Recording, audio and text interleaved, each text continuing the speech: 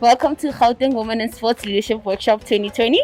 Please tell us who you are and where you're coming from.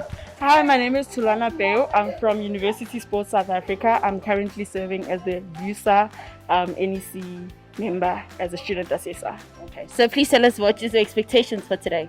Well, today I'm looking for fun, I'm looking for knowledge, I'm looking for ways in which I can do things. And as a leader, as a young leader in sports, I'm just looking for more mentorship and advices on how to be a better leader in sports as a woman. Great. So, but you are excited for today, right? I'm very excited. I can't just show my expression, but I'm very excited. Oh my gosh. All right. Thank you so much, Tulani. Thank you so much. Hello. Hi. How are you? I'm very well, thank you. I'm fine, thank you. Just one question. Can you please just let me know who you are? What organization do you represent? And what are your expectations for today? Okay, Buntle, my name is Bongi Wentlego, and I'm from the Golden Lions. I'm representing the Golden Lions. And my expectations for today is just to learn from other people.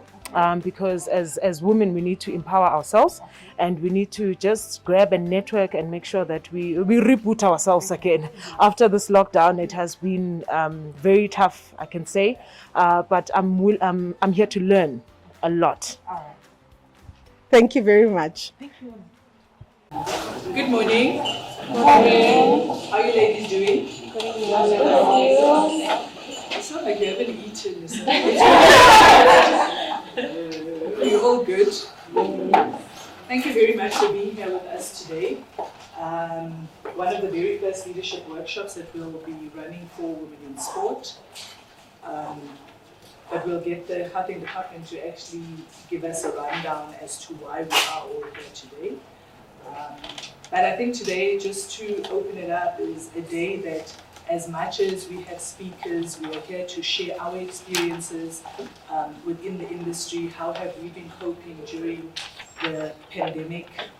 And just share a few skills. But I think, we can all learn from each other, so you can share as well. It's a very open discussion. We can speak openly. We can talk about things and, ask questions. There's nothing wrong with asking questions.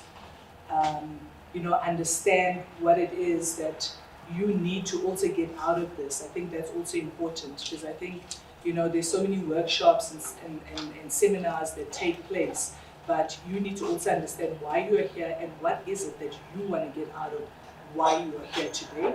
And I do think it's going to be a learning experience for all of us. Again, thank you very much for spending the better half of your Saturday with us. My name is Moonira Ramathula. I am the second vice president of the Gauteng Sports Confederation. I chair the Women in Sport Commission at the Gauteng Sport Confederation. But I also have my own organization called Footballing Girls, which runs quite a few initiatives for young girls and for women in sport. But before we go on, I'm going to get the lady who encourages me to walk every day. To cut through. Nomsa Mahlangu. Nomsa is, I actually don't think any of you don't know her, but we'll put it out there, Look, she's definitely one of the women that I go running to when I need assistance or when I need guidance as well. She's the current University Sports South Africa president, as well as the first female president of University Sports Africa. She was the first woman to serve in the SAFA NEC, the first woman to serve in the SAFA NEC. She served from 2009 to 2013. Actually, before that, she headed the Women's Commission. She's headed marketing commissions. She's received many accolades, including the Ministerial Award, for her contribution and the hard work that she puts in ensuring that women are developed, but also opening doors and opening spaces for women in sport. Thanks, sir.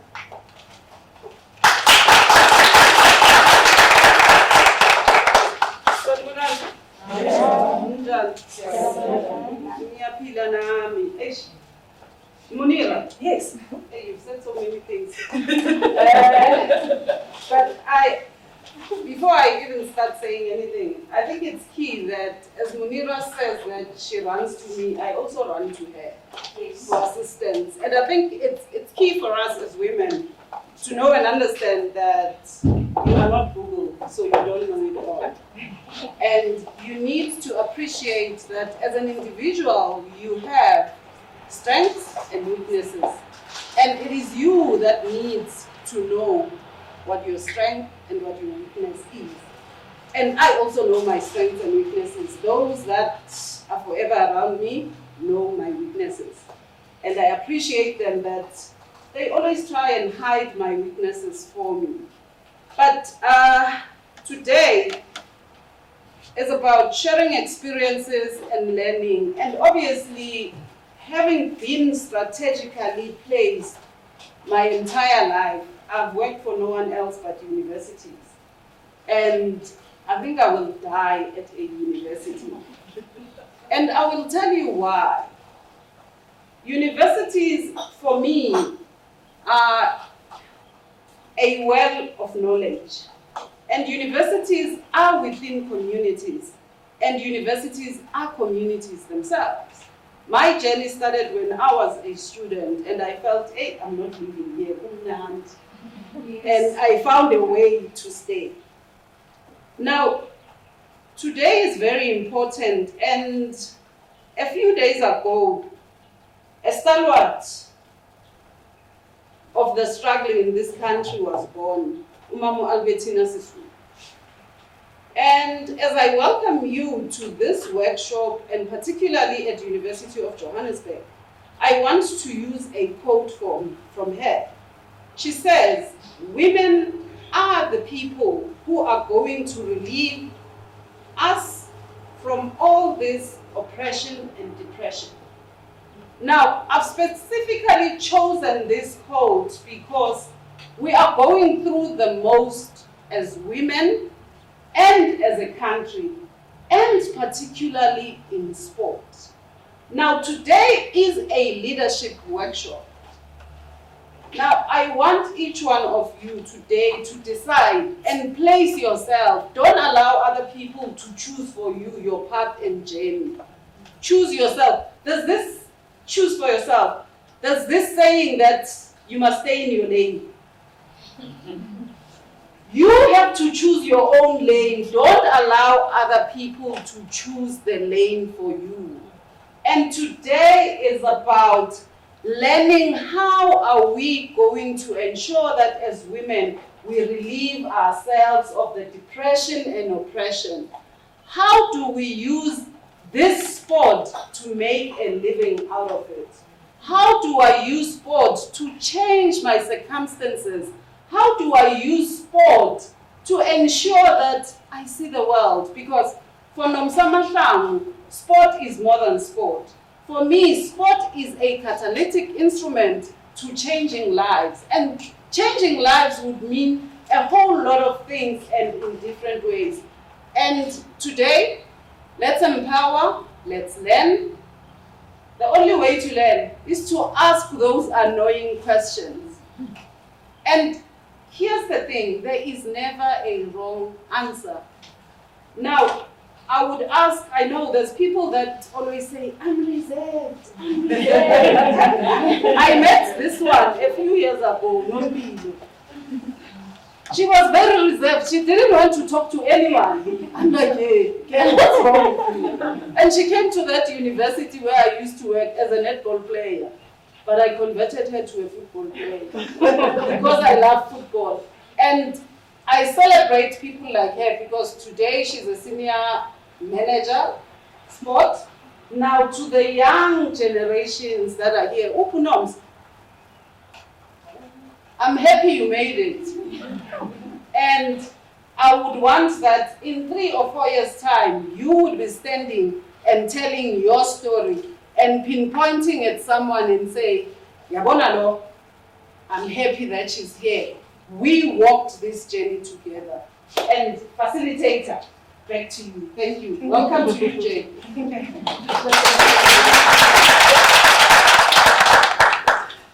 Thank you very much, Nomsa. And true ladies, let us be open. I agree with Nomsa that at times, yes, we are strategically placed in positions because we need to follow. Anybody that knows me knows that I'm a big fan of building my own table. If something is not working out, I know what needs to work out. I learn and I try and understand what needs to work out. and I go and I build my own table. And that is important, that there's a lane that's assigned for you, and there's you. And you need to decide, which lane are you going to take? Are you going to take the one that's assigned to you, or are you going to go ahead and say, this is my journey and this is what I want to get out of it? I would like to call Ms. Marissa Rose, who's the Director of Club Development at the Gauteng Sports, Arts, Culture and Recreation, and she will be just outlining the purpose of the workshop for us. Thanks, morning, everybody. Morning. I hope you're all fine. Good. As Moonira says, in our Chief Directorate, myself and Pilar Sunday. Pilar Sunday is actually the lead on women in sport in the province from the department side. But we work in partnership with each other because we're the 2 women directors out of 4. We have 2 men and we have 2 women, so it's a 50-50. You see, so we're already winning there. Yeah. So, a couple of years back, we sort of re-initiated the Women in Sport program in the province because, you know, at national we saw it was happening. Many other organizations were having it, and we said, no man, we need to resuscitate it in the Gauteng province. So we started with the seminars that we've been having every year, which I think has been awesome. If you've attended any of our seminars, I think it's one of the most talked about programs in the province. And then last year or so, we started talking with the 2 ladies over there, and we said, you know what? One of the things that we're picking up in the province is that our women leaders, young women leaders, are not coming through the system. What's the problem? You know, women are always there. We never seen them coming as CEOs or presidents or chairpersons. They're always the secretary or the development officer or the marketing person on an executive. And we said, man, what is it we need to do? And we know women have a lot of challenges. We do, isn't it? We're trying to balance the house. And now we've got sport, and maybe we even got a job that we work in. We have to balance all these things. And that's what makes us unique as women. We are able to multitask, you know. And we thought, okay, so let's start with a program that's not once off. We didn't want it once off. Unfortunately, this year, Corona just threw our plans out, you know, because we wanted to have a series every year, selecting about 20 women every year, and taking them through a series of workshops and programs, you know, so that by the end of the year, we at least give women enough skills that when there's a next election, you can stand up and say, I want to stand for the president of my federation or my sports council, you know. So or my club, I want to stand for president of my club or chairperson of my club. So this is basically you, the inaugural attendees of our first leadership program that we're starting. And it's really about skilling you, you know. Sometimes, like Nomsa was saying now, sometimes as women we want to shy away from public speaking. So that's what we want to do. Teach you how to speak in public, how to do presentations, you know. How do you handle challenging situations in your organization? It might be with a club, it might be in a federation, it even might be at work, you know. You want that top job, but how do you get to it? You keep on shying away, push, like they say, too scared to rock the boat. You must stay in your lane. So this is the essence of this leadership program. We call it a program. We don't want it once off. So today you'll see the topics that we're dealing with around branding, you know, how to take yourself forward in life. So please embrace it, you know, and engage with the presenters today. That's important for us. We want you to engage with us today. So this is the purpose of it. In fact, I think last year when Moonira held the Women in Sport Awards, and that's another thing she's brought to the province. We have Women in Sport Awards, you know, and this year she's expanded it to a lot of the municipalities. She started from one, I think this year you at least got 4, which is awesome, you know. And one of the things we actually said was that, in fact, Pila and I put this out, that by the time this 6th administration is over, we want at least 100 women to come through this program, which means over the next 5 years, we want 20 women to come through this program, to be confident enough, to take the reins going forward. All right, like Nomsa says, we want the young ladies over there one day to be standing here and saying, this is where I started, I went through these programs, this is where I am today, to lead the charge. Okay? So, I know we work in a very male-dominated sector. Yeah. And one of the things I always say is, it's not about becoming one of the men, because we're not. We have our own unique style as women. It's becoming, how do you take things forward? No, you don't follow the man. They say we're very different as women. The way we think, the way we do things, even the way, I think as women, when you become in positions of management or leadership, we're able to, bring our teams together, because there's no I in team. Okay? Well, we still have that motherly figure about ourselves. So even though we're able to nurture, we're able to see who has the ability to move forward, And I mean, also becoming a leader is not about you doing everything. It's about allowing your team to learn as you go as well. You can delegate, do this. And all you have to do is oversee and monitor them and guide them. That's a leader. It's not a difficult job.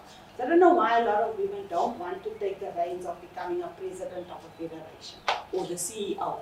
I think in this country, there's only 2 or 3 women as CEOs of federations. Two. We have 2 women in about 80 federations that are CEOs. Even presidents of federations. I mean, it's ridiculous. So we're saying to you, this is why we're having this, And one of the things is also to create that networking opportunity. We have a lot of women in this province who are seasoned leaders, who have every day we also learn, and we're saying use the opportunity and engage the women. We have the likes of Moonira now, who heads up Women in Sport at the Gauteng Sport Confederation.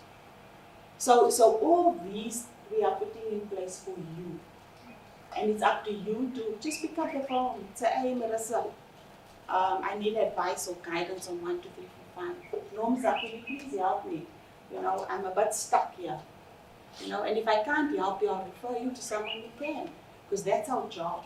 That's what we need to start doing with us as women, is to uplift each other and not bring each other down. That's important. Uplift each other. That's what we need to work through. I just wanted to, I was also just reading this morning on two, and I've also worked through these. One of the things I always say to myself, if I learn something every day, it really uplifts me. And that's important. I even learn from the youngsters in my team. In fact, they're the best people to learn from. They know social media, they know the latest things that's happening on Facebook. They keep you up to speed. They keep you up to date.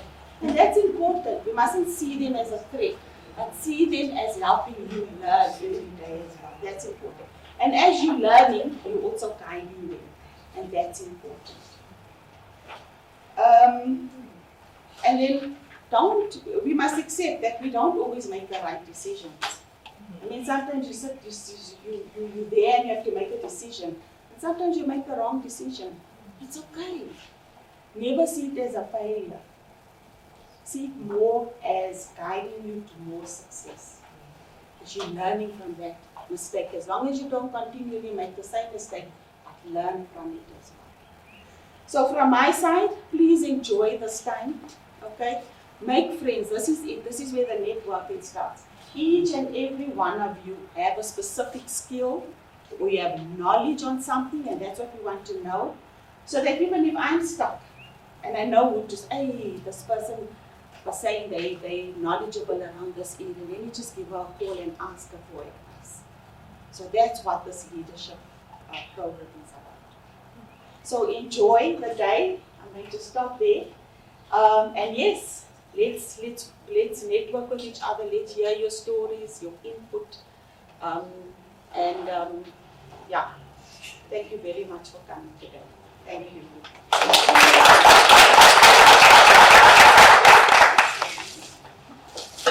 Thank you, Melissa. Thank you very much.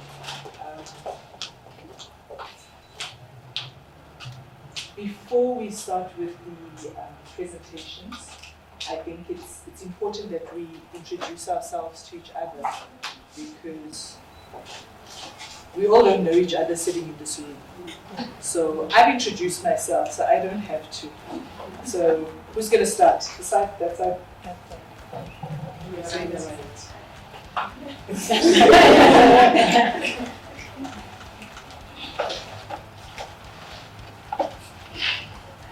Good morning, everyone. My name is Magdalene Bitshuti, but you can call me Maggie, as they call me Maggie, the simple word. I stay at Van Fontaine, work at Sapse. I'm a Dutch player. At the Westland, at Sapse. Like last year, I come from Belgium to play there. Next year, I'm going to Scotland to play there.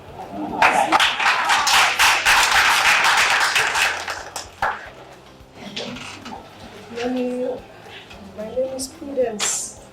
I'm from City of Johannesburg Municipality Sports and Recreation Department.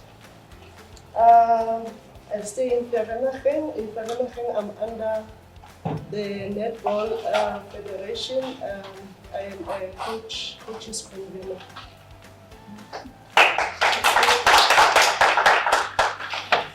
Morning, everybody. My name is Kira. Also, if you like to read my name, it's not spelled the way you say it. So some people call me Sierra. You can call me anything. You can call me Coach. You can, honestly, as long as it's not dirty, I'm okay with that. Like I said, I'm a coach. I'm currently the head coach of JVW. We are the SASA League National Champions, and we are itching to get back out there and take part in the Women's National League. I've also had time in the administration of football, and I'm just really excited to be here today to hear all about your stories and, of course, receive a bit of knowledge as well from those more experienced ladies in the field. So, good morning and nice to meet you all.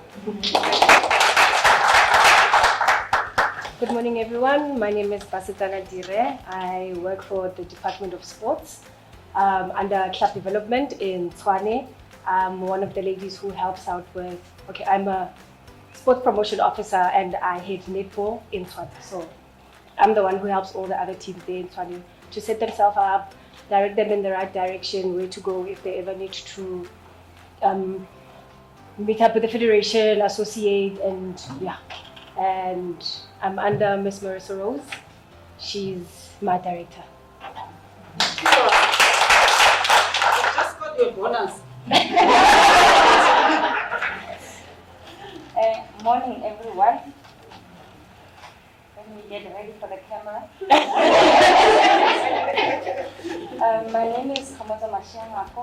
I'm the project manager in the sport and recreation division at the City of Tshwane. And I'm happy to be here to meet beautiful ladies this morning. And I'm grateful to get the opportunity because I got the invite by default, but well, it was meant for me. And thank you and nice to meet you all. Thank you. Morning, everyone. I'm Nomsa Mahlangu. Just feel like I have to say it. So I am a third-year dietetics student at the University of Victoria. I'm the outgoing chairperson of student sports at the university, and I'm currently on the USA Gauteng. Yeah. Thank you. Morning, everyone. My name is Tulana Beu. I am currently part of the USA MC as a student assessor. I'm also a student assistant at the University of Technology, and I'm still studying my postgrad. Yeah, this is me, and it's a pleasure to be here.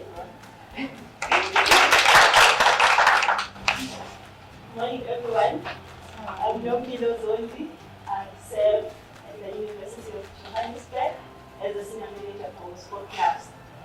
I am also part of the USA Provincial Committee with Nomsa. I'm the treasurer there, and I also serve in the interim committee of Johannesburg Netball Association. Also, as part of my responsibilities at the university, we assist NGOs or clubs that want to set up maybe a competitive structure. For instance, just assisted the Sk99 to set up the Greater Protea League for them because we have knowledge and expertise in certain areas, so we always avail ourselves to assist when we can. So let us move. Doing a pitch there for you today. Get a bonus, it's not coming. Good morning, ladies. My name is Mashego. I'm from Middlesex, from Rulani Mabasa Children's Foundation. I'm the head coach here, hockey, the only hockey team in Soweto. Wow. Yes, yeah. Yeah, so this is my home ground. We were adopted by UJ. So we under 13 UJ Orange. Yeah, so thank you. Good morning, everyone. I am Poppy Pegu. I'm from the city of Gauteng and I'm the senior sports organizer there. But previously, I was a part-time lecturer at TUT, lecturing sport management. And it's a very small world, she was my students. Yeah, but yeah, I've just completed my master's in marketing, but specializing in sports marketing. So I was actually quite excited to get the invite because I know I'm going to grab a lot from the ladies here. And it happens that women in sport is my passion, and being led by these ladies, we're going far. Thank you so much for listening to me. So much pressure.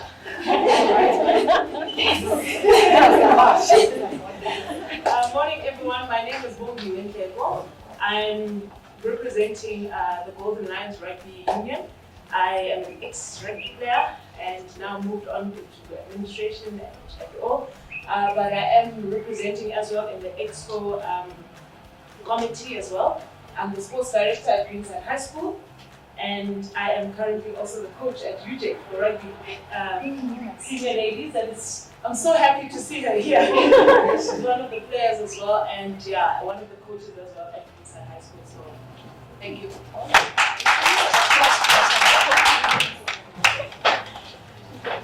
Good morning, everybody. My name is Kutata Maboya. I am from Tatsaki, the university club there. I'm the sports administrator, or just a hockey administrator, team manager. I feel like sometimes I babysit, but yeah, that's what I do. And I'm looking forward to today. I'm actually very excited and nervous. So yeah, thank you so much. Thank you.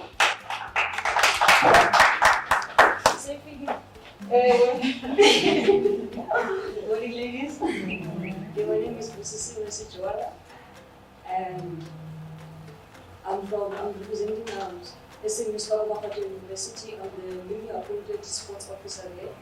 I've been away from sports for 3 years now, and I'm back. I'm back home now. And this is a great platform for me to learn.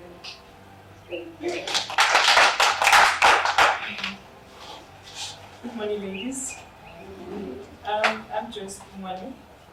I thought I was going to hear somebody talking about boxing.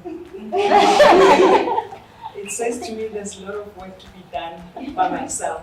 I'm the TLP boxing promoter. I'm also the chairperson of Gauteng Promoters Association. If you were lucky on Wednesday, spot at 10, this is the lady with Wednesday.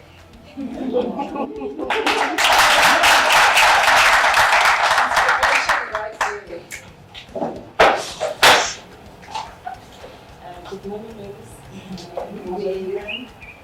My name is Moonira Ramathula. I'm from Gauteng East. I'm teaching at Gauteng Station, which is at Gauteng East. I'm the sports coordinator, coordinating all the sporting groups. And then I serve as a girls convener, soccer girls convener at in the Gauteng provincial LC, as well as I'm also the member of regional executive committee LC as a girls convener. I'm so pleased to meet you. Thank you. Morning, ladies. My name is Sharon Spanda. I'm a program coordinator for Equally Squash. Thank you for giving us this platform to network and see all these beautiful ladies who are passionate about changing lives in their communities. Lovely to finally meet you all. Yes. Now I know the names. Morning, everyone. My name is Marisa Koza. You can call me Sarah.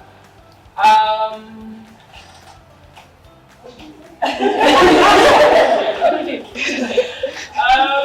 representing the team, University of Technology. I'm a basketball manager, but by profession, I'm a quality engineer.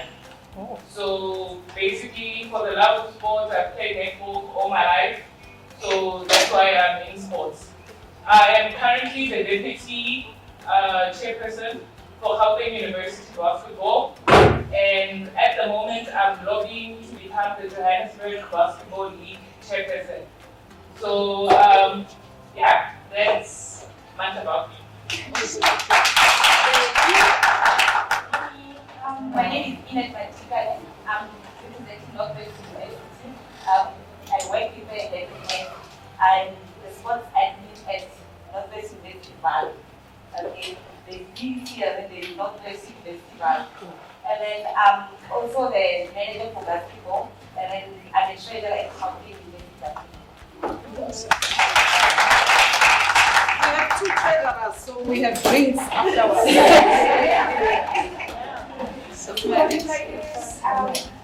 My name is Moonira Ramathula.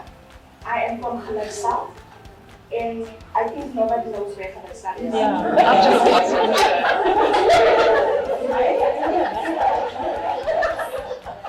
always say people everywhere, nobody knows where Hajira is. I say a carnival city. Okay, I represent the German International Soccer Academy, the first in South Africa. I'm the owner. And I am also Vice President of Region Esports Confederation. And I am also Deputy Chairlady at Gauteng Local Football Association. I'm an advocate for the boy child. Where I say drugs is the order of the day. So I'm giving the boy child lady for these empowered women ladies coming up. Okay? There is need, I believe in the boy child, and I would love to see you excel because I see women are excelling. We are just doing the most. So my boy child must not be left behind. And there is me, Marina. Nice.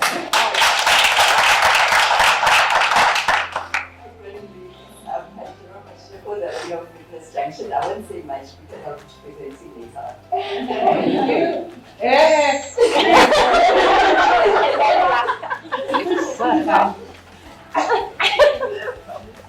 Good morning, ladies. Good morning. My name is Moonira Ramathula. I work for the Department of Sport, Arts, Culture, and Recreation. I actually work under Ms. Gauteng Women under the major sports event.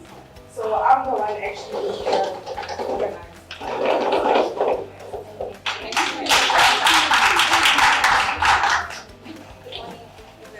My name is Mama Albertina, and I am a student here at the University of Johannesburg. I'm a rugby player, so I'm just excited to be here to learn under such wonderful and amazing women. Wow, you guys are doing the most, and I am inspired that even myself in the next few years I'll be saying such wonderful things. So, thank you. Wow, I'm excited. excited. I'm trying to avoid the cameras coming back this way until it finishes. And David is a bit slow. You're not big fast. The stunner sunglasses. Yes! He was going to a room full of ladies.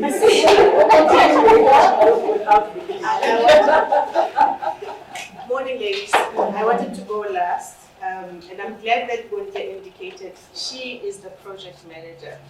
I just sit around here. But once I'm still with Gunte, I am Pilasande Muvevi, work for the Gauteng Department of Sport, Arts, Culture and Recreation, with my colleague there, Marisa. I like this sister men's, is it bromance? The guy said bromance, the sisterhood that we all have. At times the one is the leader, the one supports. So and it's been that way, with this group of ladies. So it's always easy to say, Moonira, I'm going to rob you tomorrow, and then she laughs and then she does it. But I also, understand where she comes from. Nomsa is laissez-faire, Marisa very stern. She knows what has to happen, but you always appreciate having different people around you, so that when you fall, someone else is there. It's not about when do you shine and who shines or whatever. We are all shining together. And just this introduction was actually a learning curve. I think now we are knowing some of us are stakeholders to each other. Some of you now have, I can go to that one for this. So well done for representing yourselves very well, ladies. But mine, I decided to go last because I have to introduce your speaker for this session. Moonira, ladies and gentlemen, you've heard her speak. She's introduced herself. But when COVID hit, some of us frizzled, some of us shined. And I think Moonira, who was on our social networks almost every day, not a bad thing. Every time she was there, she was empowering. She continued the job of global speaker, workshop training facilitator. Every time she was on the social network, she was empowering some girl child out there.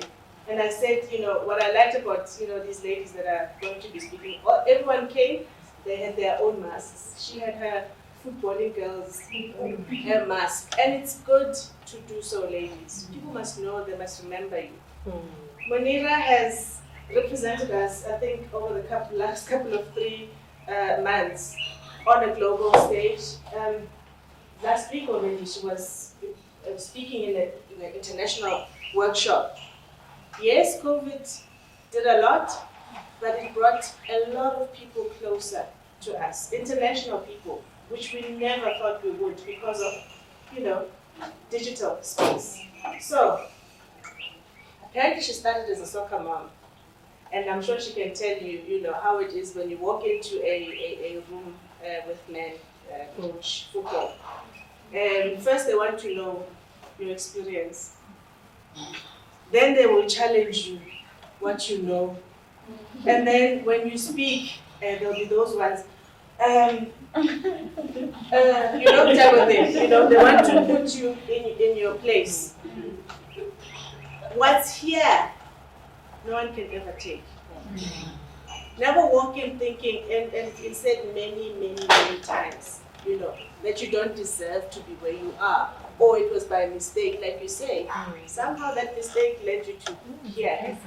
So, Moonira is going to be speaking to us around social media and your personal brand.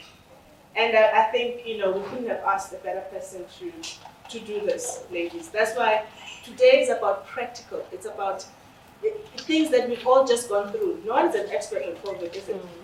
So we are empowering each other on what worked, how we managed, and please listen as loud as you can, because I think she's taken the digital space, more than we could have ever thought as women. So without further ado, I can go on about Moonira. She's the greatest, she's the best. Here she is to speak to us, Miss Moonira Ramathula. Miss MS. There goes my digital digital credibility gone. Is it my screen that's not on? Thank you very much, Pila, for that introduction. I think every time she says something, I always look behind and think, like, what's she talking about? She's really talking about me. But look, you know, we've always enjoyed a very special relationship because we've always been pushed towards what is it that we want for the province. You know, at Gauteng, we are called the home of champions, and it's because we do produce champions, but we don't just want to be champions on the sports field. We want to be champions in the boardroom as well. And that is why we're always working together to find different ways and different things of uplifting women within the province and just being the leaders in everything that we do, because we want you to be the leaders in everything that you do. So I'm going to go through, my presentation today is on navigating social media and your personal brand. Now this is usually a workshop that I run for 3 to 4 hours, and I do talk a lot, so I'm going to try and time myself so that I don't go over time and give you enough time to ask questions when necessary. But yeah, ask as many questions as you want. Look, it's been an extremely challenging time, and you know, for somebody who's always busy and somebody who's always on the go, I think I always say my brain never sleeps because I always thinking of different things. But again, I have a lot of young people around me who keep me on my toes, who I get to learn a lot from when it comes to social media, to branding, to, you know, how is it that I would like to portray my brand out of there. I mean, as Peter says, I started out as a soccer mom, and yes, I've been through the most, but I'm still standing and I will continue to stand because that's what we are about, right? Mm-hmm. Nothing stops you from getting what you want, right? And I mean, from running club to running LFA to being the first female vice president at Suffolk, Ruleni, to coming into the Gauteng Sports Confederation, it's been a journey, you know. And for me, the journey is that I walked into sport because my son wanted to play sport, not because I had ambitions of being where I am today, but circumstances, and I always say your passion finds you. And when you find your passion and your purpose, it drives you to move on to the next level and to do more and to achieve more.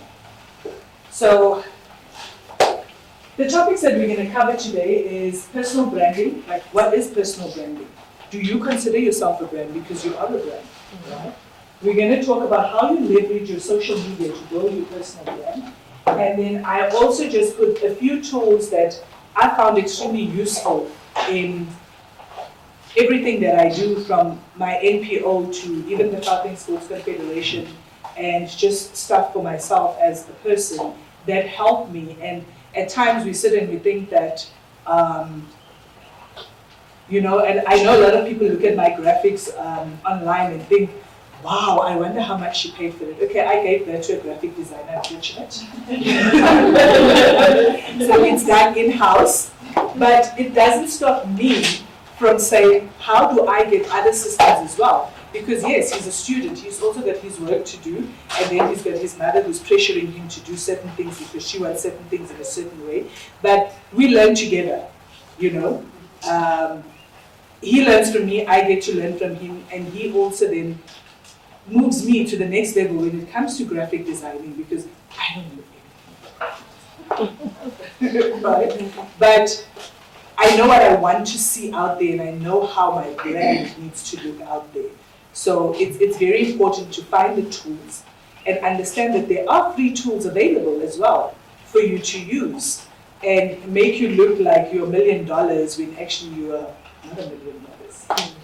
I think people are always amazed at the budgets that we work on our projects because of the stuff that we put out there and the stuff that we produce. But at the same time, I never compromise on my personal brand, and I never compromise on, I would rather put out something late as opposed to putting something out there that is not the quality that I want to see out there, because I feel that whoever is consuming that content, I need to respect them as well. And they need to consume, but also learn from it. I'll tell you now, when we did the first awards this year was the Gauteng Women in Sports Awards. The first service provider that we brought on board was supposed to work with us. This occurred 3 weeks, actually 2 weeks before the shoot.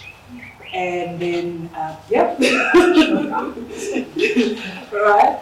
And I always have a backup plan. I have plan B and plan C. Okay. It's very important. Plan B, plan C. Plan B, went with plan B. I thought he knew what he was doing, you know, the way he presented himself, and I looked at some of his work. But I also know I'm a very difficult person to work with, because there's certain objectives that I feel, if I need to push the empowerment of the girl child, that there are objectives that need to be achieved. That it's not just about putting something out there, it needs to focus around her. If you look at our awards focus a lot on our finalists and who they are, where do they come from, what it is they're doing, their regions that they come from, and what they have achieved along the way. That's very important, because that is how you get to empower the next generation. Or even if it's an 8-year-old girl that wins, she empowers me because I think she's 8 years old and she's got a world title. You know, imagine if we keep her engaged and keep her motivated, how far is she going to get, you know? So, Gentlemen Does, we do everything that we do, and those that do follow us on social media will know that the Western Women in Sports Awards did not go out as scheduled. The Friday at 18:30, they were supposed to go live. They did not go out as scheduled. And it's because what he produced was not our quality. There was a lot of delays in between, and I could tell that this is not going to work out. So what he produces was not our quality. And the decision was, do I go out with this bad content, or do I rather go out and say that we have a technical problem, which we did, the content was not good, and then go out and produce where we should. Sorry, I talk a lot, I told you guys, I speak a lot, so my screen is even telling me, I'll switch it now. So what we did is that I looked at what he had eventually produced, didn't sign it off, fired him, phoned my son, and I was like, listen, I'm coming home, but this is what I need you to do. And that's why I said there's so many free tools available. This is a very difficult machine, but it has amazing things on it. So I went out, he did all the graphics for me, I had the voiceovers and everything, had never put a production together in my life, right? It took me 12 hours. Aligned, put everything, he did all the graphics, I aligned all the graphics, and we were able then to put out something that respected the finalists, but also respected our brand as much as it was late. But why I'm telling you the story is that at times we push timelines. But when we push timelines, we forget that we're actually causing more damage to us than we are to the brand. So I would rather have been delayed by a whole day, but know that I was able to put out something that, I'm not a producer, don't get me wrong, I'm not a producer, but something that was at least presentable and respectable. And that also comes with always trying to learn different things, always trying to understand what is it that I can do to improve my skills. And also just hang around young people, eh? So, what is your brand identity? If I have to ask you that, what is your brand identity? Who are you?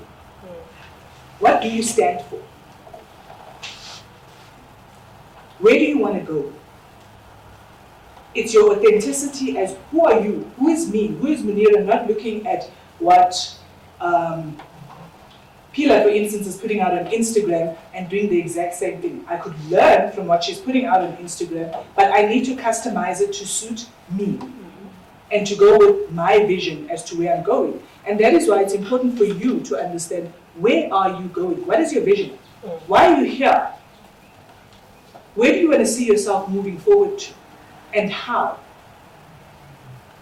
And yes, resources are never always available, but you make do and you learn. It's very important for yourself to have a vision. Also your values. What is it that you value as a person?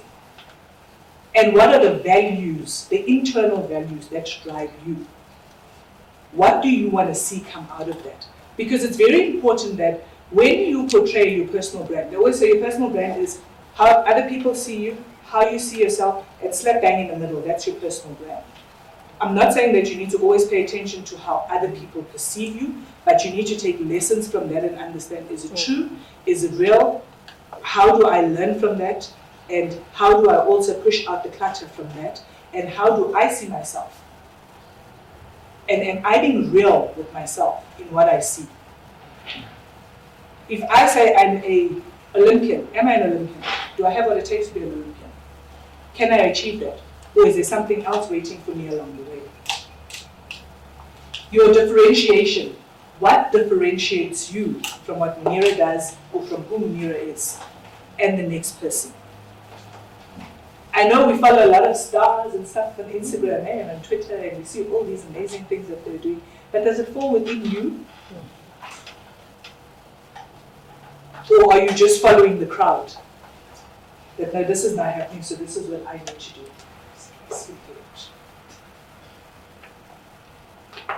And then also your personality.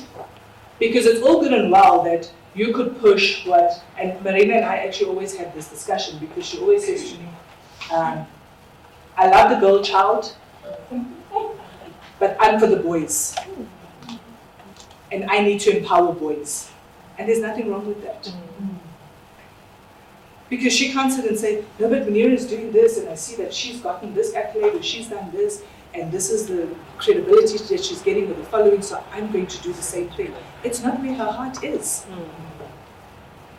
Where is your heart?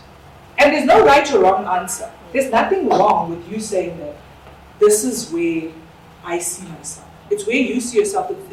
I don't want to call it limitations, but I want to say this is where you can grow, because this is the passion that is driving you to say, I want to empower the boy child. You go ahead, you carry on empowering the girl child, but I want to empower the boy child, because this is where I see the boy child going, and this is where I see the two coming together and mixing, you know.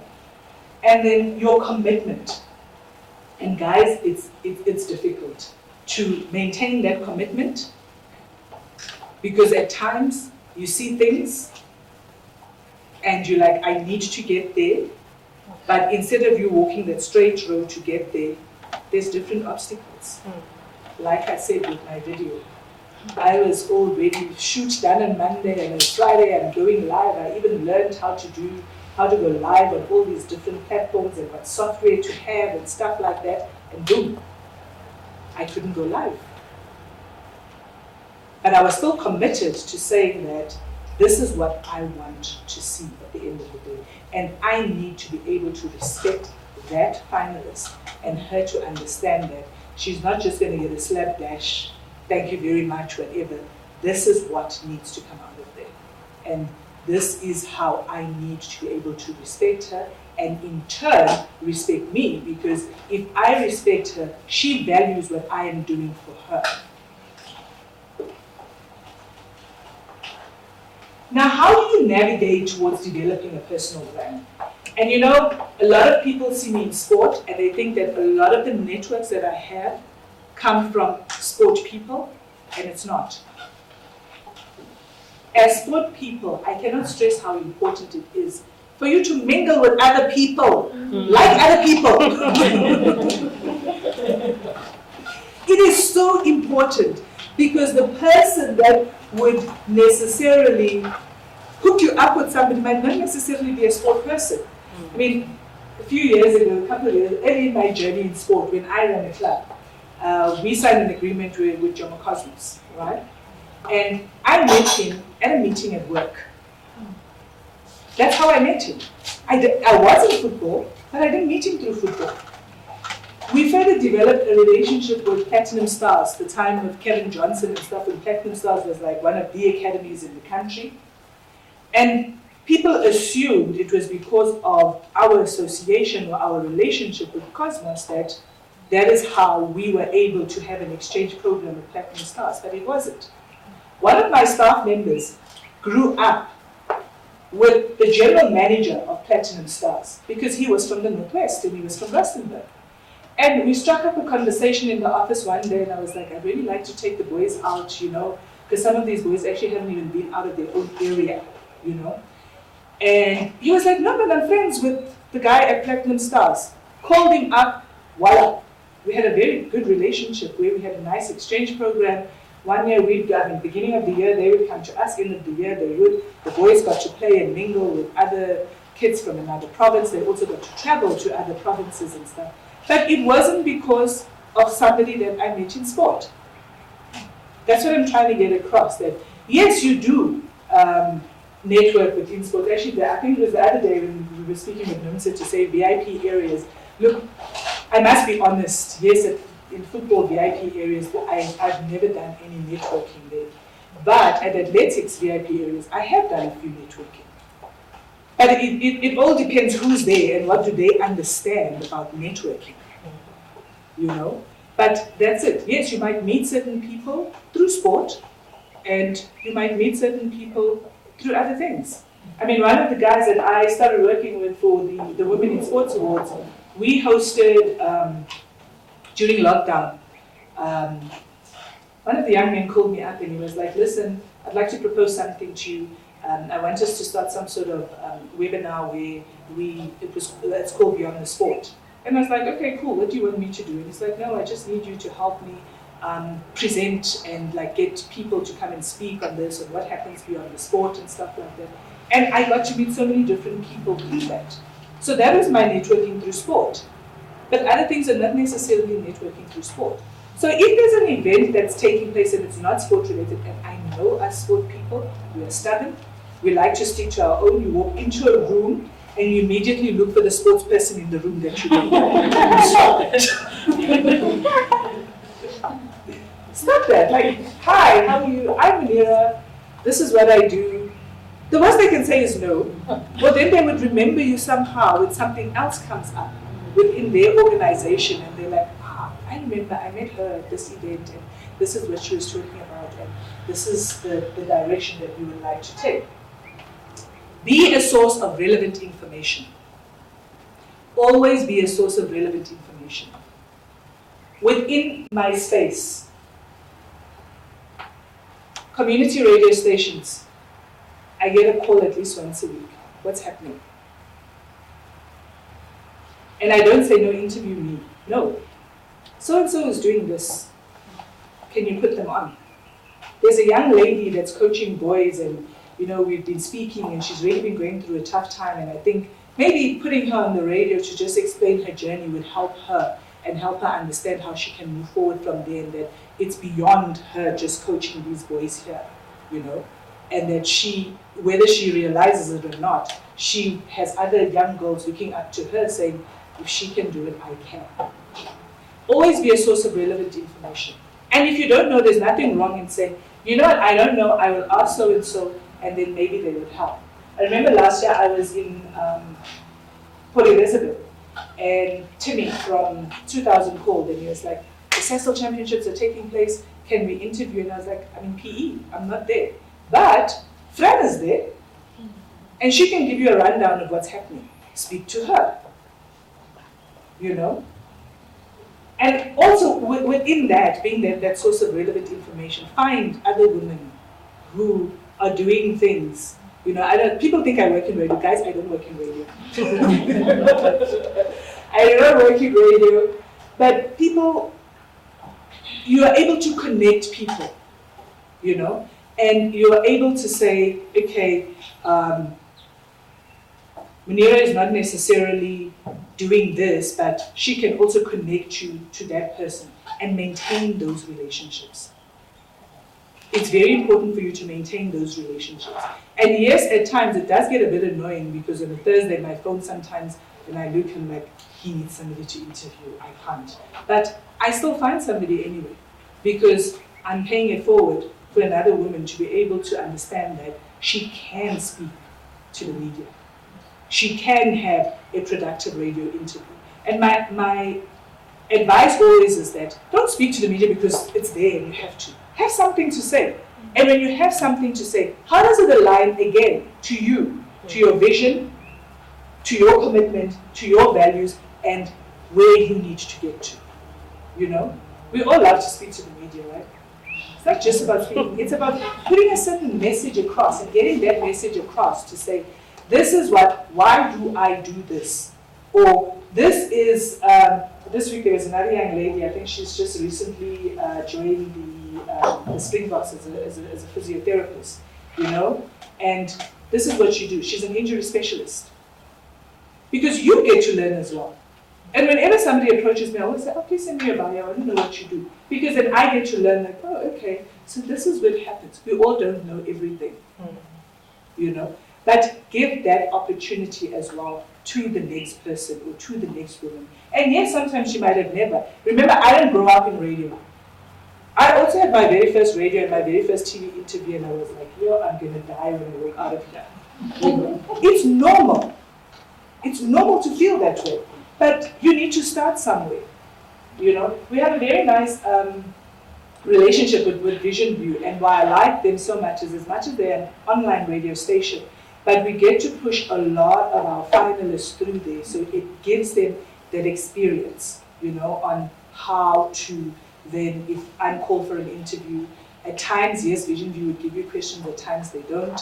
At times they'd say, no, but we want to speak to you first. I don't have a problem with that, but how do we then get other women to also understand theirs? And that's how I've learned so many stories about so many women in sport. Others I've never met, but I know their stories and I've been inspired by them and I've learned through them. Also give back to your profession and your community. And it's not necessarily money or buying things and stuff like that, because your community supports you. Where I come from in Ekurhuleni, people support me. And it's not because of who I am now, but it's because whether it's a netball club or a hockey club that says, we're having, I don't know, a fundraiser or whatever, can you just come and speak to the girls? You're giving back. You know, you might not have a whole lot of knowledge about it, but what you have and your experience, and most times your experience is what inspires the next person, irrespective of which sporting code you come from. Because what I've learned over the years is that whether you're football, hockey, athletics, netball, the problems are the same for women in sport. And I continuously say this, until we professionalize women's sport, we will continue having the same problems. So across the board, the problems are the same. Also, as women, we, as a human, when Nomsa asks, where's Nomsa? This is me, I'm Nomsa. We don't embrace our accomplishments. And I'm not saying go out there and be like, I'm the best. If you feel you are the best, then you're the best, you know? But acknowledge your accomplishments, because what you have accomplished could be inspiring the next person. What you have accomplished, the next person could be learning from. And it's also an opportunity for you to learn from the person who you are inspiring. But embrace it. Be happy about it. I know a lot of the times, and especially when you're in male-dominated sport, you're always made to feel that whatever it is that you achieved is nothing. Because it's you. Like, yeah, but you know, another woman could have also done it. But another woman didn't, it was me. So embrace it and enjoy it. And look at yourself in the mirror and say, I actually did that. Wow, I'm proud of myself. And then maintain an active social media presence.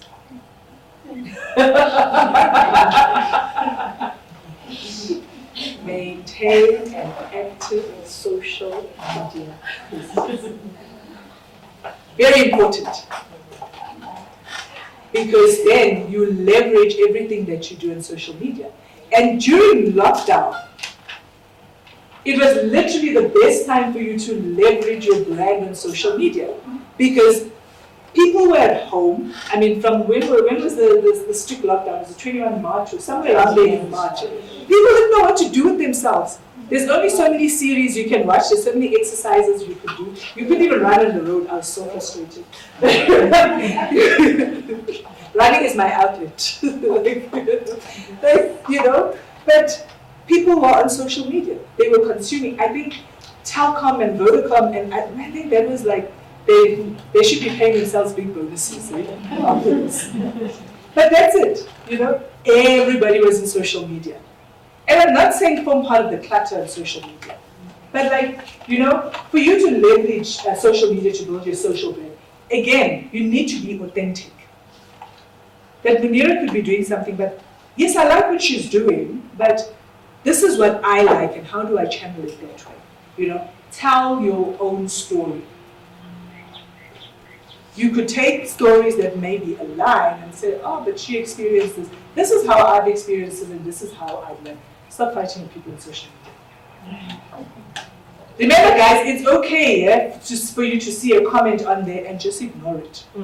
It takes nothing out of you. The minute you engage, that person's got nothing to lose. You've got everything to lose. This is your brand that you're portraying out there. They don't even know what brand is. They actually don't care. Or they do know what you're trying to do, and they're just trying to make sure that you get looked at in a different light. Don't. There are many times when I just go, delete, and I carry on. Yes. I don't need to respond to you. I don't owe you a response. And it's okay to be that way. You don't owe the whole world an answer. You don't owe the whole world a response. Know where you are headed. Know why you are doing it. Post content that is relevant.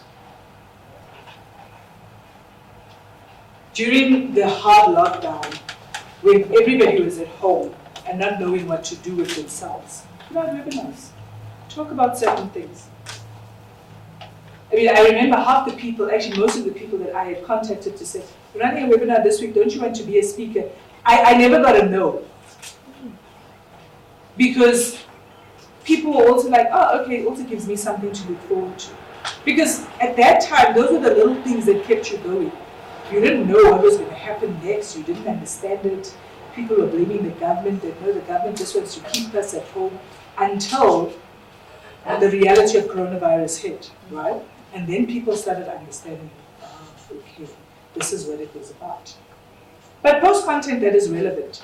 You want to talk about the coronavirus, don't make jokes about it. It's a serious thing, Talk about it, but how's it affecting your space? How's it affecting your everyday life?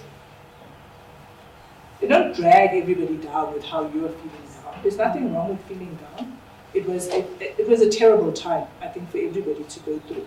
But try and find the light of it, and try and find the positivity in it.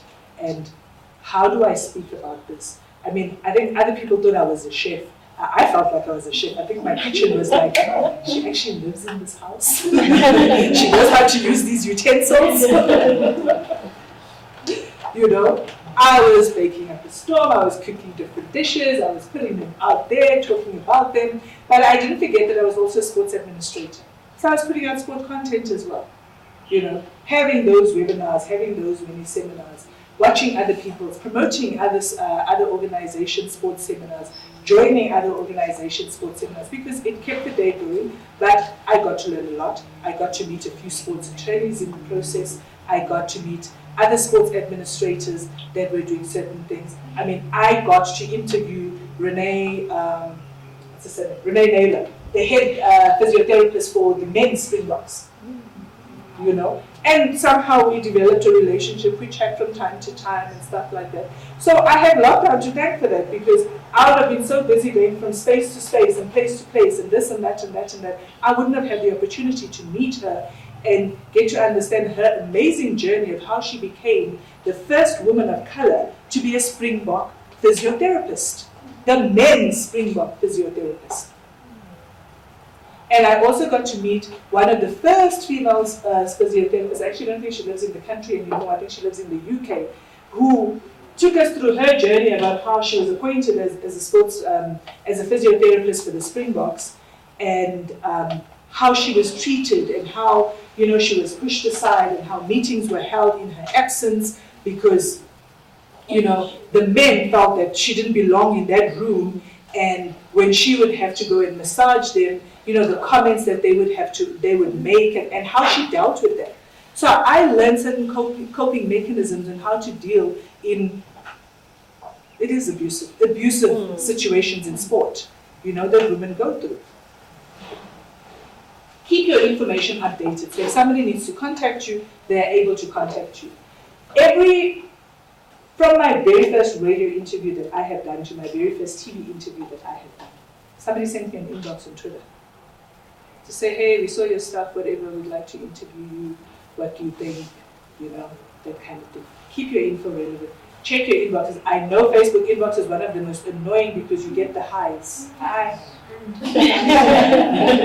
Don't respond, guys. You don't have to respond. But check it now and again because you find that there's somebody who would send you a message. I mean, I got to meet the guy from Gauteng FM who, over time now, we've developed a relationship, and every week we are able to say, hey, do you have anybody to interview? Do you have a woman to interview this week? No, I don't. Okay, interview this woman, He sent me an inbox on Facebook. So keep your info relevant, but also check. And also create a content calendar. That as much as we were in lockdown, I mean, we still had Women's Day. We still had Youth Month. We still had Youth Day, And we still had International Day of the Girl Child the other day. Who can tell me which day that was? International Day of the Girl Child?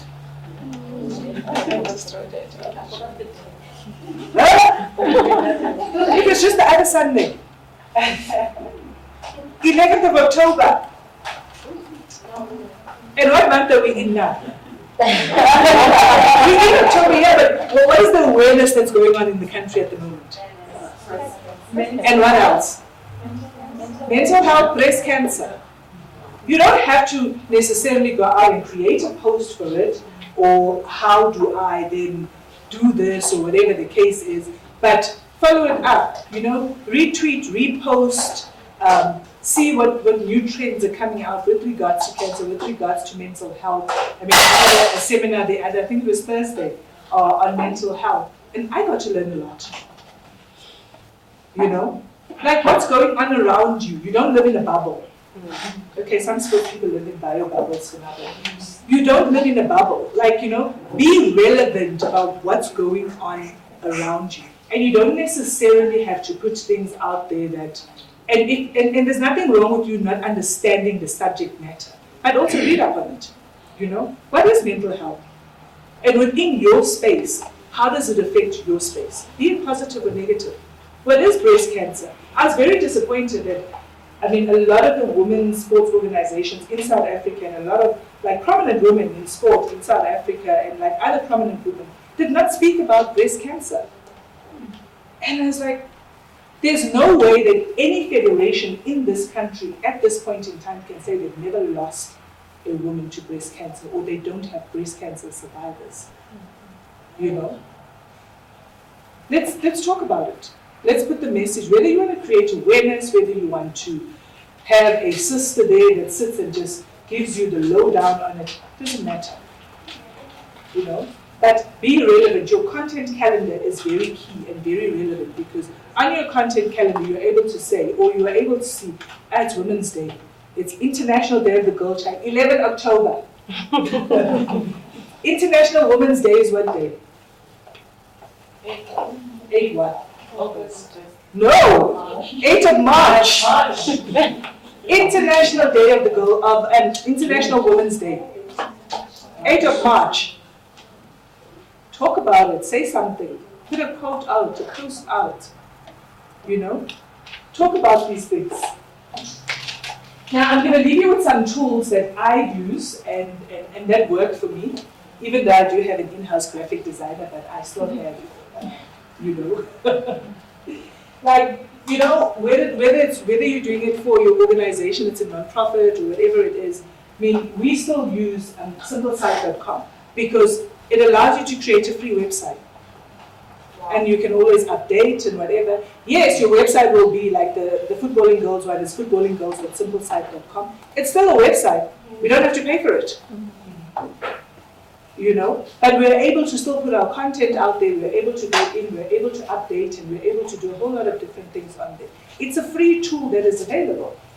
Google Drive. The best thing that happened to me during lockdown was Google Drive. Because all our nomination forms were done in Google Drive. It's free. You put the logos up there, you decide what questions you want to ask, whether it's short, long questions, and the best part of it is that every time somebody submits a nomination, we're able to see how many nominations have been submitted, but you're also able to see who submitted it, at what time, on what day. So you kind of have this whole, it's like a register that you keep. And you're able to hold on to these email addresses as well. Everything is on there. Once nominations close, you said it closes on a certain date, you're able then to pull that spreadsheet out, and voila. And I took those spreadsheets and I gave them to the different confeds to say, speak to these people, these are your members, get your membership. So I could help them, but I could also help myself because I got to understand that there's different women in, yes, maybe she might not have made a finalist, but at the end of the day, she is doing certain things, and in a sporting code that maybe we not necessarily focusing on, but there's certain things happening. And we're able then to also pull them in and say, hey, come and tell us about your sport, or what are the challenges that you're experiencing. Let's create this group of women that can then converse and talk with each other and stuff. The other one that I did is, I have is Canva.com. Now Canva.com has two different things. Firstly, I found out during the Global Summit that it's owned by a woman in the Philippines. I was like, wow, interesting. There's two options that you can. If you are registered as a non-profit, you can register on Canva.com as a non-profit. And you get whatever the pro things are. You get that for free, right? Or if you just as an individual that wants to up your social media and you want to put some nice graphics out and some moving graphics and stuff on your social media, then you register. Yes, you do get certain, there is a considerable amount of free stuff that you get. But the amazing thing about Canva.com is that it not only covers graphics, you could do presentations on there. It has templates for proposals. It has templates for CVs. It has templates for invoices. It has templates for so many different things. And you are able then to say, okay, this is an Instagram post. Because you know sometimes some of you put these posts out on Instagram and they're all over the show. It's not even fitting the picture. And you're like, hey, you are able to size it to an Instagram post. You are able to size it to a Facebook post. You are able to do all these different things on there. And it's free. You are able to take your picture and a quote and you put it side by side next to each other and you're able to put it out there and voila, you're growing your personal brand. Free. But I promise you, go into Canva.com. There's so much that you would learn. And the other one is the WhatsApp for Business. All you need to do is you download the WhatsApp for Business app on your phone and you can then put auto messages on there. You can actually have both of them, your normal WhatsApp and your WhatsApp for Business on one phone, but they need to be different numbers. But you can have them on one phone. And you can create automated responses on there. So if somebody contacts your organization or whether you're running it as a business or whatever the case is, it then says you've reached Moonira Ramathula, she's unavailable, whatever, but if you need this, then that, it's all on there and you can use it. But what you can also do with it is that you can link it to your Facebook page. So if somebody wants to contact you or send you a message, they click, there's a WhatsApp icon that you link to it, they click on that WhatsApp icon, and that WhatsApp icon then sends you a message on that WhatsApp for Business. And you are able to respond. And that's how you also avoid the highs. You know those highs, I mean, on Facebook. There's one guy even shouted at me and said, "You're busy reading my messages, but you're not responding to them. Don't owe your response, dude. You do not owe your response." But that's it. I think I should have more than my time, don't I? Hey, Akira, you're in charge. Thank you, Moonira.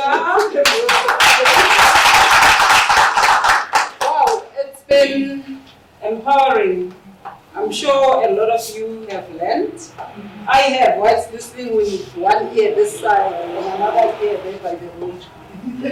So, yeah, questions, comments? Where are those? I don't bite, guys. Speak now if you ever hold your peace. Don't worry, don't look at her when you speak. Look at me, I'm like that now. Be there, she's too serious. Thank you for your conversation. I think one thing that struck me the most that I am currently struggling with is how to build a social media presence. Personally, social media and I don't mix. I can view things, but posting is a problem for me because I'm at a point where should I post this? Shouldn't I? Does it look good? Doesn't it look good? Is it reflecting me? And all of that. I'm an athlete, but I'm pretty sure if you go through my social media, there's not much on me running, there's not much on me doing anything related to athletics. Sis Mom says, shouted at us confused. It's quick to just say repost. Just click the share button and whatever. So I'm currently doing that, like just sharing and sharing. But there's not much on myself, like personal brand on myself to say, this is to run. Yes, you'll know she's doing something and you say, even when someone meets me, it's like, what's that thing you're doing at USAP? There's nothing on me, but they know I've got something to do at USAP, I've got something to do at TT, because I just shake. But there's nothing on myself. So how then do you hold that to say, okay, this is how I'm going to structure? Because you see, most people have specific links like my training, athletics, that, and you forget about it. You do it and then you just forget about it. I'm not going to post it. I have that thing, shyness, I don't know, but yeah. Start with the little things, and as I said to you, you don't have to. Instagram has this nice thing now where you can turn off comments as well. Start with the little things. Like, I know the other day you ran a 48K. Like, why wasn't it out there? You did run it. You're not lying about it. It's real, you ran it. So why isn't it out there? It's not that relevant. But let me say something. You know, when it comes to social media, guys, it's not about what's relevant for you. It's what's relevant for your audience. As much as you are putting it out there, but it's what's relevant for your audience. There's another runner that could have missed that race and was like, where was that race? Why didn't I do it? Well, I didn't know about it. Sharing is not, because if I'm looking for you and you're busy sharing and I don't know who you are or what is it that you do, why would I work with you? Because that's what it's about at the end of the day, right? Why would I work with you? I don't know you. Okay, You could be the tea girl there at the USAN meetings. I don't know. All right, next question. Sorry, I've got a quick question. Yes. I don't know if you've noticed, just in your experience, we're posting, say, if we take Instagram as a platform, so you obviously are able to make Instagram posts which last forever. You're able to do Instagram stories which last for 24 hours, and you're able to go live. So, within the platform itself, there are 3 other platforms. And in your experience, what's maybe just like a point on each one to best use it for your brand? The stories. I forgot to put it out today. If I'm like doing an event or there's an important event that's taking place, because when I read up a little bit on social media and stuff, it's like sometimes people might see a post and but they click on your stories, and if you look at your stories, more people that have liked view your stories. So you are able then to still spread that message out a little bit more. With regards to going live, like interviews and stuff like that, go live with that, or even at an event or something. go live with that, because then you can create a little bit of a story around it, but it also stays a little bit longer. And if it's longer than a minute, then it goes on to. I have to be honest, I don't understand what's going on with the reels. That's the one thing I need to educate myself on. But there's the, what's it, Instagram, sorry? IGTV. Yes, you know, but yes, IGTV. Because then it stays long, and if I want to read, if I want to go and listen to that interview, I click onto your IGTV icon and I can go and listen to that whole interview even if I've missed it. So, that's cool. And then your normal feed is like relevant stuff, quotes and things that you do, things that speak to you and your brand, but also things that are happening around you and stuff like that. Moonira, last 4 minutes. Sorry, this is not a question, this is just a comment on the stories. I don't know if you can select to have them on your highlights so that people can still view it, if it's like 24 minutes later. Yes, so yes. stuff that you can still view. You still create highlights on it. You know, there's those round things. Yeah, those little round dots. Yes, those are your highlights. So everything that you post in your stories, you can still create highlights around that. And in just something in terms of our experience as a football club, we have our brand is out there. We push it every day, and we are very, very consistent in putting content and relevant content out there. However, we struggle to get our players to do the same. So I don't know if you all have noticed that as well, or if you're in charge of a federation, etc., is to get your members to also buy into that social media, and then comes the retweet and the sharing and stuff like that. So as much as for us building our own brands, also to have that support of other people as well, like bringing a little bit more spotlight, a little bit more focus. I think what's important is that they need to understand that as much as they fall within a bigger brand, for them to then go out and still retweet and recomment and stuff, they're not building their home brand, but they're also building themselves up. But I guess it also comes with that, like, am I posting the right content, am I not? And as long as it is what it is that you're doing, whether you're playing football, whether you're running, whether you're playing basketball or whatever, basketball shot is cool. You know what I mean? Just putting it out there, great session today, whatever it is, but they need to understand that it's not about, because if you build your brand bigger and you have a higher following, it's easier for you to then also still approach your sponsors and stuff because they have a bigger reach through you. And that is what your players and stuff need to understand, that if you get a bigger reach, then you are also at the same time. Firstly, make sure that everybody in your club is either friends on Facebook with your page or likes your page, follows you on Twitter, follows you on Instagram. Whether you follow them back or not is irrelevant, but they've all got to follow you. Right, last question, comment. Okay, yeah, I forgot, supposed to be Mother Christmas. Yes. I forgot him. Here's a little relevant gift for these days. Hey, Madam Chulwana. Last comment, Pela. You must multitask. Life is. Okay, thanks. What I want to is just a comment. Especially with regard to social media. It's out there and then we can't run away from it.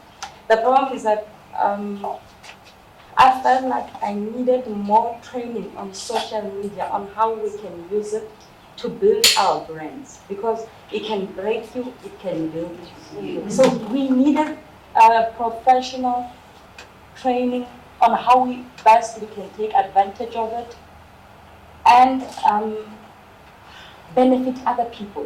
Because we've got so much information, where I work, where you are. And sometimes it's all events that are coming, all programs that are coming, that people can benefit from them. But then if you're not on my cycle of emails, you're going to miss out. If you're not on the federation, if you're not on any of our stakeholders, you're going to miss out. Unless it was on Twitter, and the Twitter is on the day of the event, you missed it already. So I think that training is important, because we do not want to find ourselves where you were seriously compromised on social media and you hated. I just needed that. I think going forward, actually I'm glad, because this is the first workshop where I don't find a man with a suit and a big manual standing in front with 100 chapters. It's like today, this is my day, you know. I'm glad to be here because it's about us.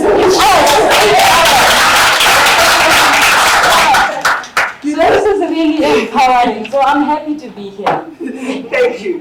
The first rule on social media, authenticity and truth. This is happening. This is what happened. This is what is going to happen.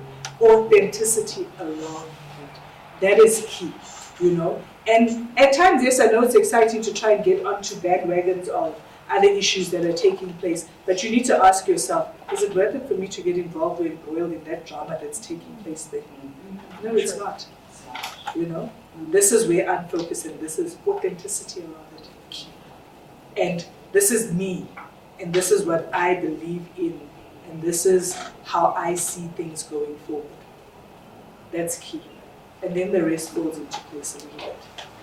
You know, let me just make one last comment. You know, on WhatsApp, so you find a lot of groups. You'll find that there's church groups, there's this other Stockfels groups, and then they get the conversation going.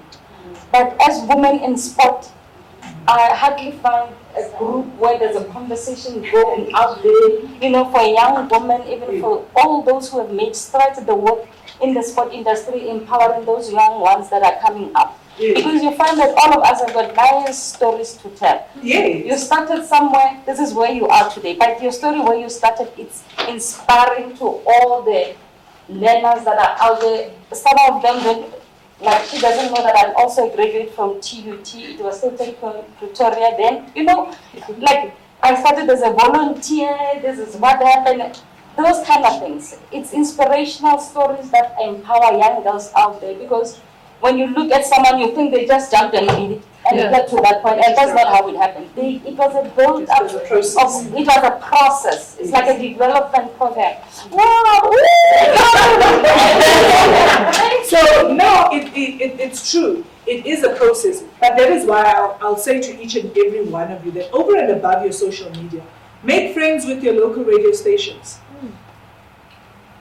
Make friends with them. They need to know who you are. Then you are also able then to filter people to tell their stories to inspire. Because your local radio stations will put it out there, they put it on their WhatsApp groups, they put it on their social media pages as well, over and above what you would put out. But they get the stories out and they always want content. They're always looking for content. You know what I love the most?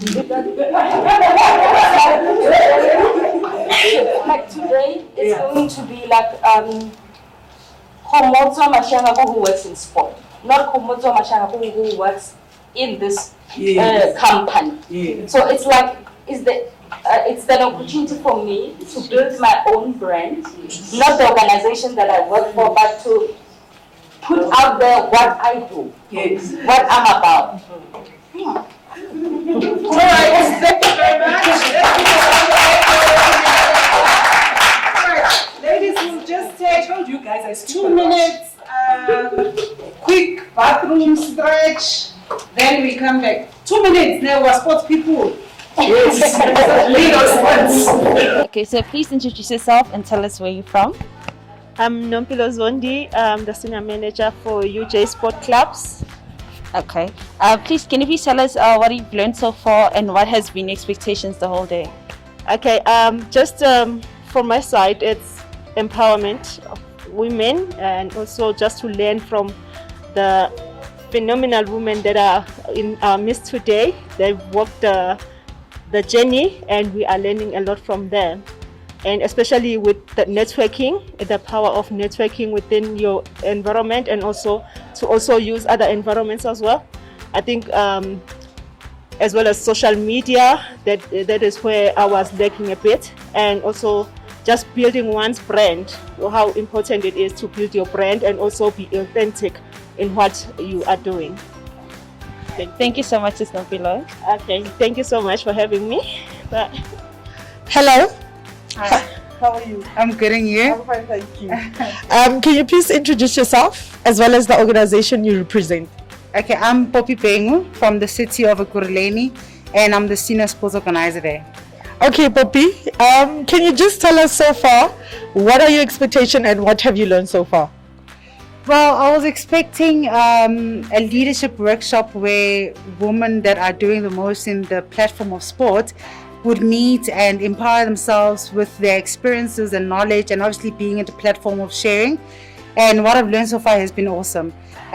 We've learned about how to handle social media, how to build your brand, what tools are there at our disposal, and how we can actually grow sport taking advantage of social media, because that's something that everyone actually has access to.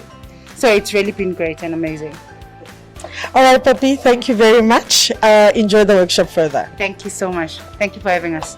So, our next speaker is Lady Joyce Kungwane.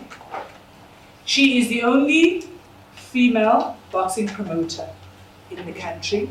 They recently had a boxing event last weekend actually that took place. And I mean, they had to work within the whole bio bubble. I know currently we had PSL that did that, and now we've got the TNL that's taking place that's within the bio bubble. And so she, as I say, the first female boxing promoter, very male-dominated industry. Definitely cannot be easy working within that industry. And also just trying to achieve certain objectives to say, this is what I want to achieve for boxing, or how I would like to achieve that for boxing. The boxing promotions organization is called TLB Boxing Promotions, which was started in 2016 in partnership with former boxing legends, right? The inaugural tournament was held in 2018 at Times Square in Pretoria. Any of you been to Times Square? It's very nice. I can't go to the Dome anymore. No. There's a concert at the Dome. I'm like, it's fine. It's not at Times Square. I'm not going. Seriously, it's like. So, yeah. And this weekend, I know there were foreign nationals. There were boxers from the DRC as well. There were boxers from Malawi. There's a female boxer from Malawi as well who participated in the boxing tournament. So, please come and share your pearls of wisdom with us.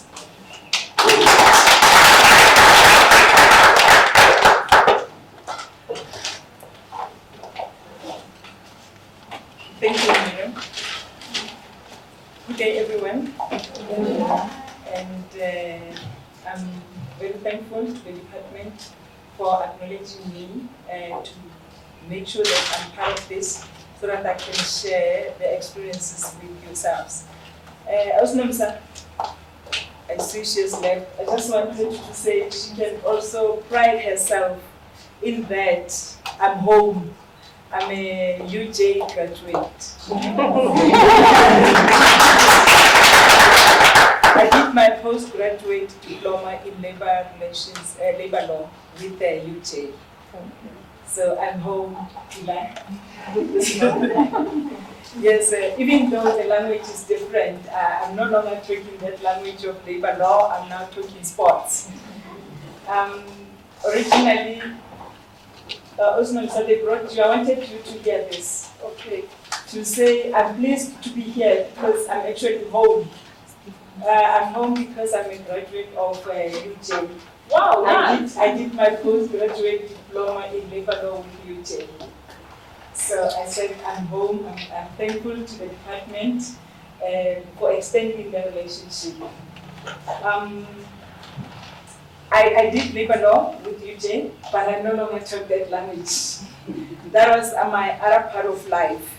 The 6 years where I was in the labor, that's when I happened to see the reason to do labor law. But initially, I did sports management, I did sports psychology, I did PR. So it's a book because. Yeah. But at the end of the day, I'm glad that at the end of the day, I managed to go where I know I belong, which is sports. As she indicated, we started our company we registered the company in 2016, and I started with men, 4 strong men. And guess what? I'm left alone today. I'm running the company alone.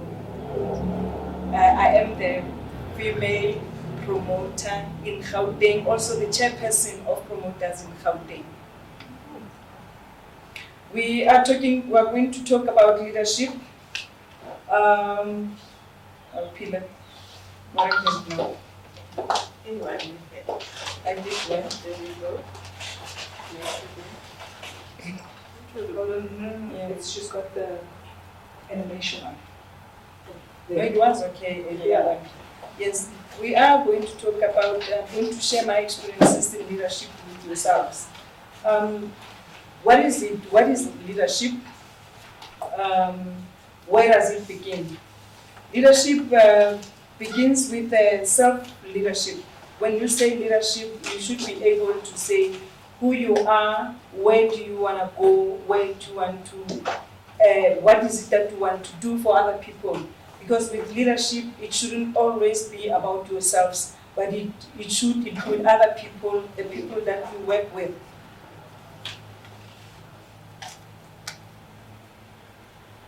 You need to dial down on your anxiety, because when you're anxious, you will not be able to achieve what that you would want to see ultimately. I'll give you an example of when COVID-19 was landed. Pilar, we had an event actually that was scheduled to happen on the 28th of March, and when the president announced, it was just a week before our tournament. So you can imagine what went through our minds, what the frustrations that we had to go through. Most importantly, our boxers, who happened to be our business actually. Remember, boxers depend solely on fighting to make a living. And they had budgeted, obviously, to say post the tournament, I'll be able to do 1, 2, 3, 4. And when the president announced to say all the events cancelled or stopped, all of us had to go to the process of saying what is going on with us, what is going to happen, and until when are we going to go through this situation. But myself, as a leader, a matured one, I say that with pride, and Pilar, you have given us support, obviously, to have arrived where we are. We felt that this is not going to be something that is going to be forever. We need to be ready so that when the president announces to say people can go back to normal life or to do events, you should be ready. We were given a go-ahead to do events on the 16th of September. And normally to prepare for an event, it takes 3 months, 4 months. But because we were ready, we had prepared ourselves as leaders to say, we're waiting for an opportunity, we're waiting for a whistle to say, go back to the ring. We should be ready. We kept our boxers busy, engaging with them telephonically and saying, guys, just keep training. And when the announcement was made on the 16th, approval to say you can go back, we jumped to that opportunity and said we would want to be the first ones to put up a tournament under these circumstances. And true, it happened. We had our tournament on the 17th of October, which was a month.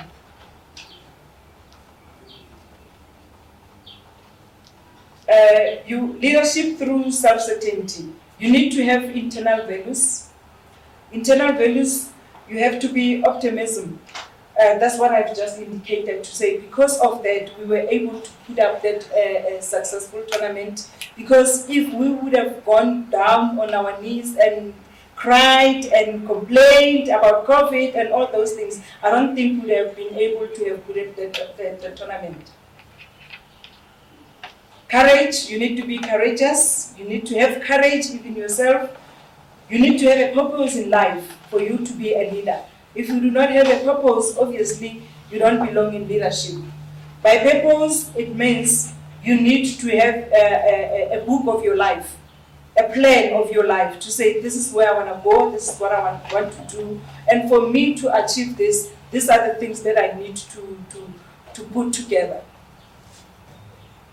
You need to be compassionate, have compassion. Oh, okay, there you go. There's some sabotage. Because it's on animation. You need to press, right? And then give it time and then press it. Okay. What does research say about self-certainty? High levels of self-certainty, identification drawn from external values. What is attitude certainty? You need to understand when you're talking of certainty, what is it that I'm talking about?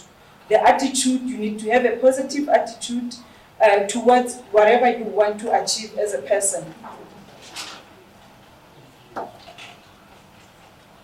Psychological safety, you need to make sure that the stress level does not go high up with you, because when you are stressed, obviously you're not able to think positively.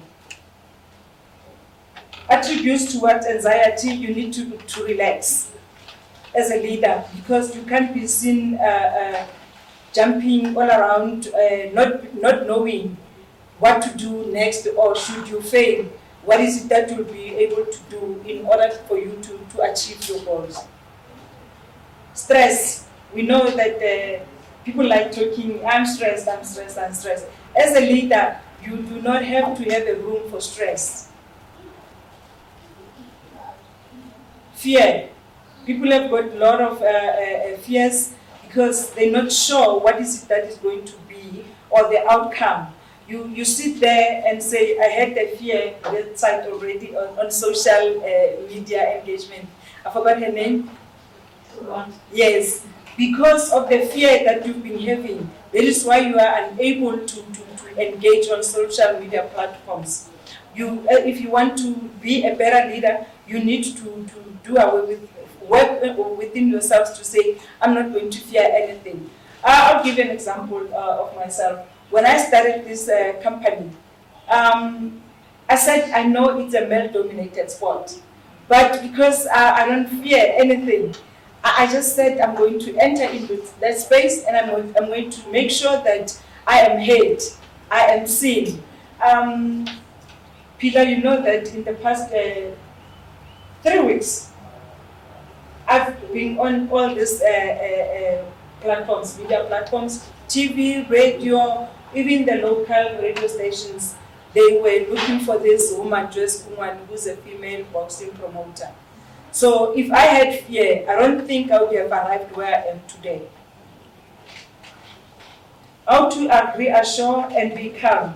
When you are engaging or you are trying to lead people, people need to see that you are relaxed and calmer than them. Because if you are anxious and you are not calm, obviously the people that you are leading will also be anxious, and you will not be able to achieve what you intend achieving.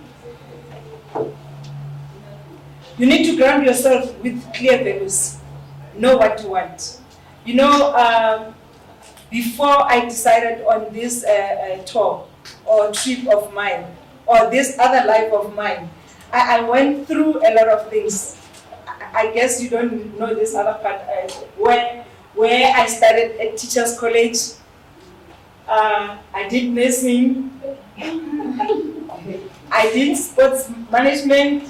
I did sports psychology. I did PR. Then I did labor law.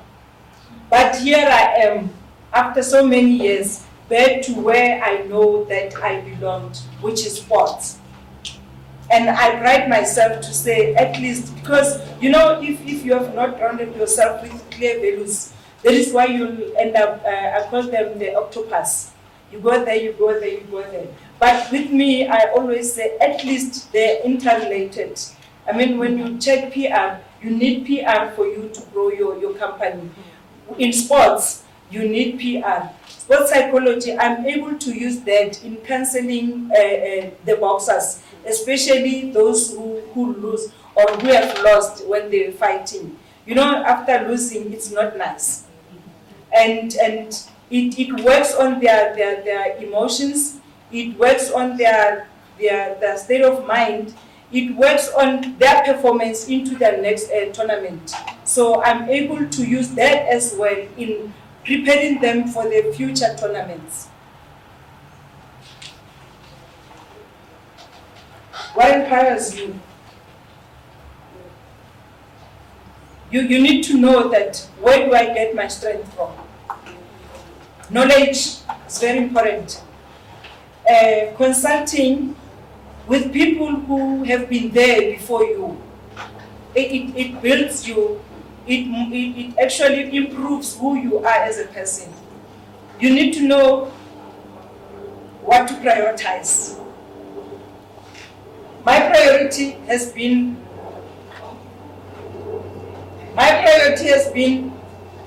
to ultimately have a boxing promotions company. My priority has been to be able to assist people.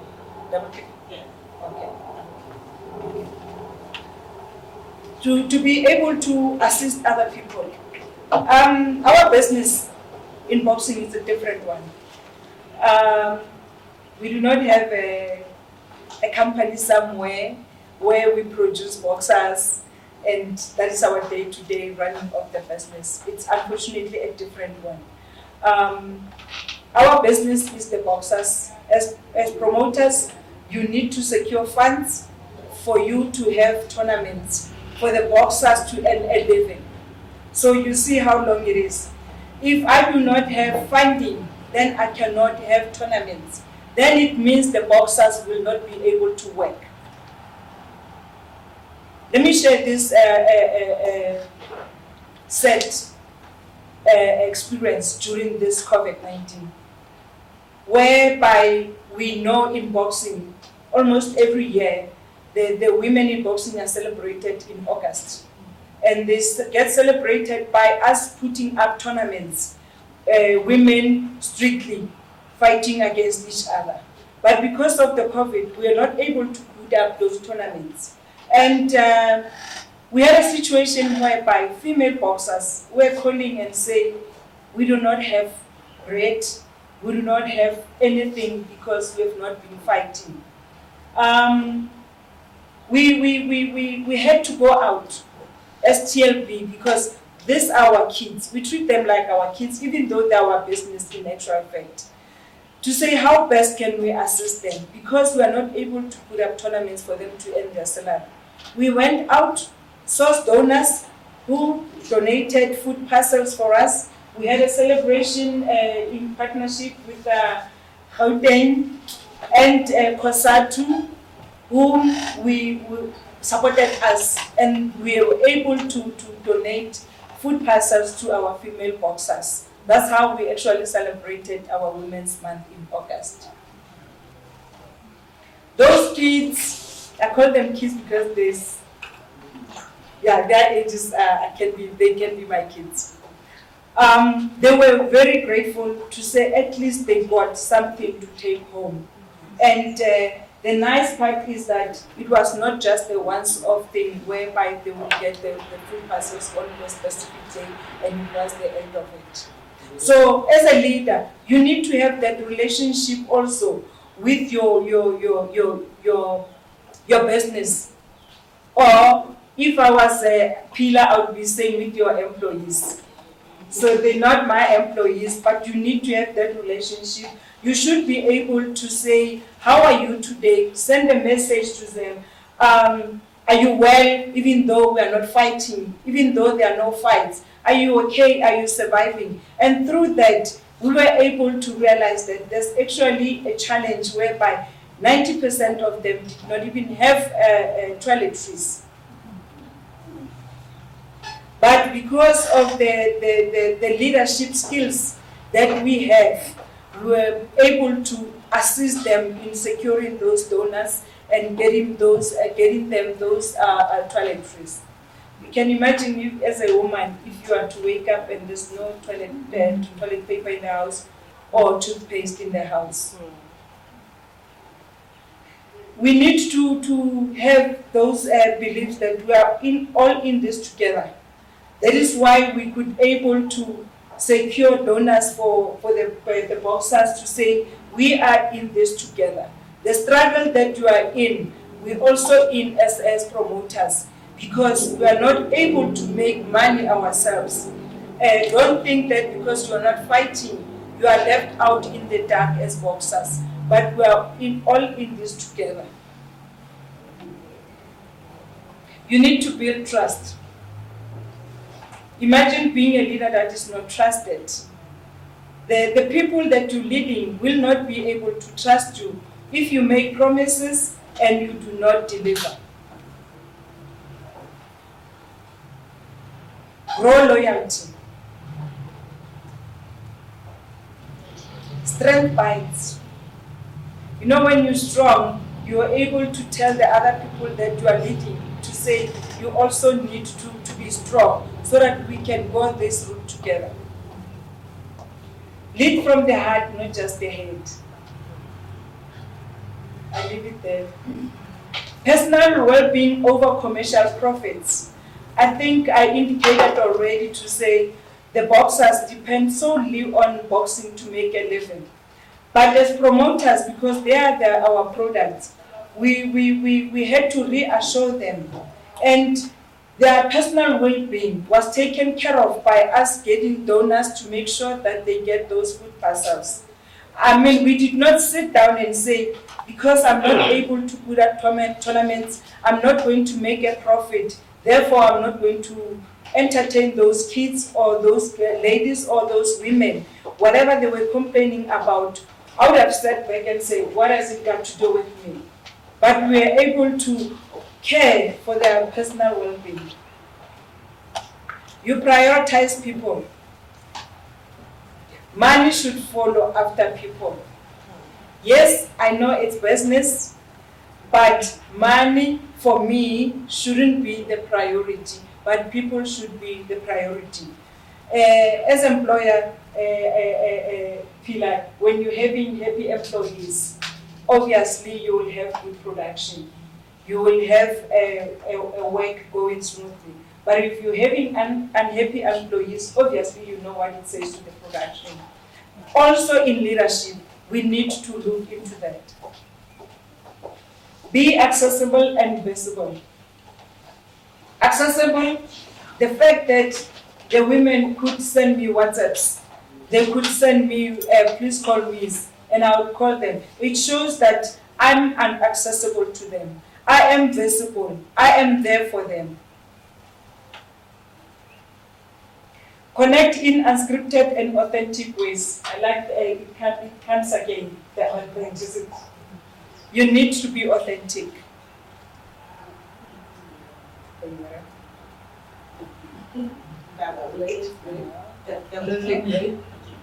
I did. It makes my hand. Maybe that's it. You must learn to be decisive as a leader. It can't be correct that as a leader you always want to be loved. You take a decision because you want Bonolo or Bushali to like you. Remember, if you're a leader, you're not leading one person. So if you want to make one person happy, what about the others? I will give an example of our challenges during this preparing of this tournament. The teams, boxers, their managers and the trainers, they had to go into bio-bubble. We had to isolate them, take them into a different venue for 7 days before the tournament. And here comes this manager. He comes because we had to test them before for COVID-19, because before they go into bio-bubble. Yes, this manager, the day of the testing, everybody comes. We test them. After that, we told them, go home. Okay, on Sunday, let's all meet here for the checking, for the bio-bubble. Then the manager decides he's not joining us. He will join us on Thursday before the tournament. Mind you, these are the regulations that I did not create them myself as a promoter. And you've got 14 boxers, each with a manager and a trainer. How many people are there? And just one manager felt that he's not going to check in for a bio-bubble. He will join the team on a Thursday. And I had to put my foot down and say, if you're not coming into bio-bubble, forget. You're not coming to the tournament, not even at the venue. You're not coming with your boxer to the corner. You're not even coming to watch the tournament. I did that, and I am glad that I could do that, because if I would have allowed one manager to do that, it would have meant that everybody was going to say, I'm also going home and I'll come on Thursday. Even the boxers. Then it would have meant that we would not be able to put up our tournament, because those were the conditions for us to put a successful tournament. Imagine on the Thursday, you've got 6 people that test positive. A Thursday before the Saturday, because you could not control them or contain them. So those are the challenges that we had to go through. We did not know what bubble means. I still want to see the person who came with the word. But it is what it is. We've experienced it. The boxers were happy. 99% of them said they felt like they were on holiday. Because as a leader, I need to understand and make sure, put myself into their shoes to say, the environment has to be conducive. They shouldn't miss home. They should feel important. So we had to make sure that we get a venue that will at least talk to their needs and make them relax, because they are preparing for the tournament, by the way. So I'm glad we could see them swimming, we could see them enjoying that, and that helped them as well in preparing for their tournaments. Make the best decision with the information which you currently have. With the information that I had to make that decision of saying you in or out. Do not allow fear hinder you. You can imagine what could have happened to us if the fear of March could have hindered me. I don't think we would have been able to have put that tournament on the 17th of March. People respect leaders who are decisive. Proactive agility. The art of being inventive and flexible. As a leader, you don't have to be stagnant or stereotyped. You need to come up with innovations. You need to be active. You need to have a hearing. Listen to what people are saying, suggestions. Remember, it doesn't mean because you are a leader, you know it all. It can't be right. I can learn from other people, the same people that I'm leading. Oh, yeah. The impact of COVID-19 pandemic. The significant problems, at least it's not figures that I'm struggling with.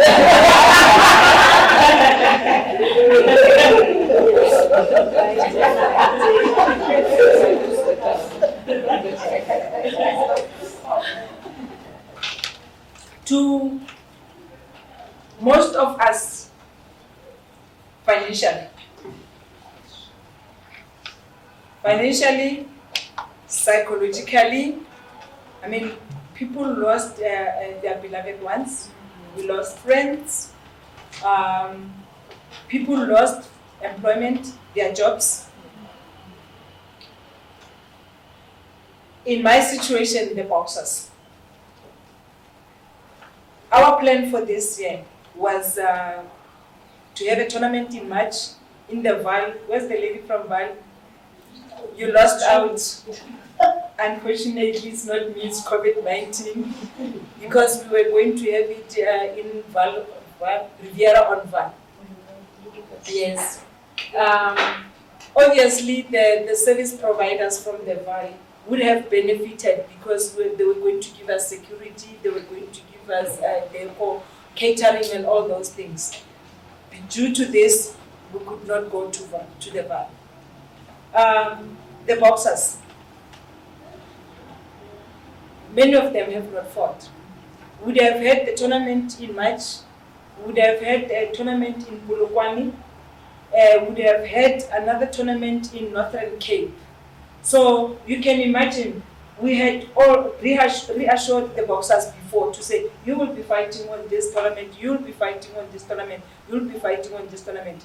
And right now it's December. And I will not be able to put all of them into one tournament, unfortunately.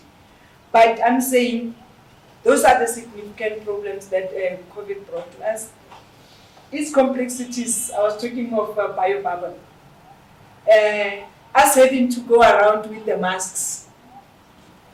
Us not being able to have spectators at our events.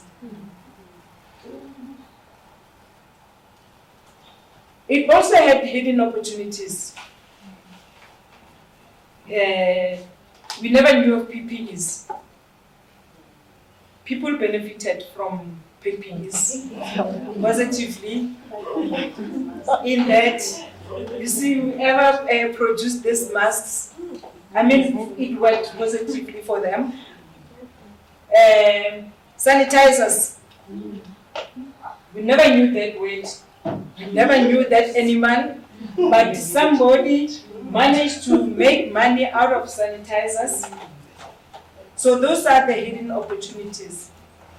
For me, Pila, don't laugh. The hidden opportunity for me is that today I'm able to talk on Skype.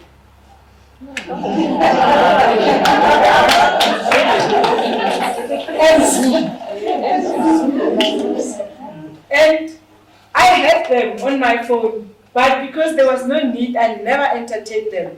But because we could not go to have physical meetings, then I was forced to utilize my Zoom and my Skype.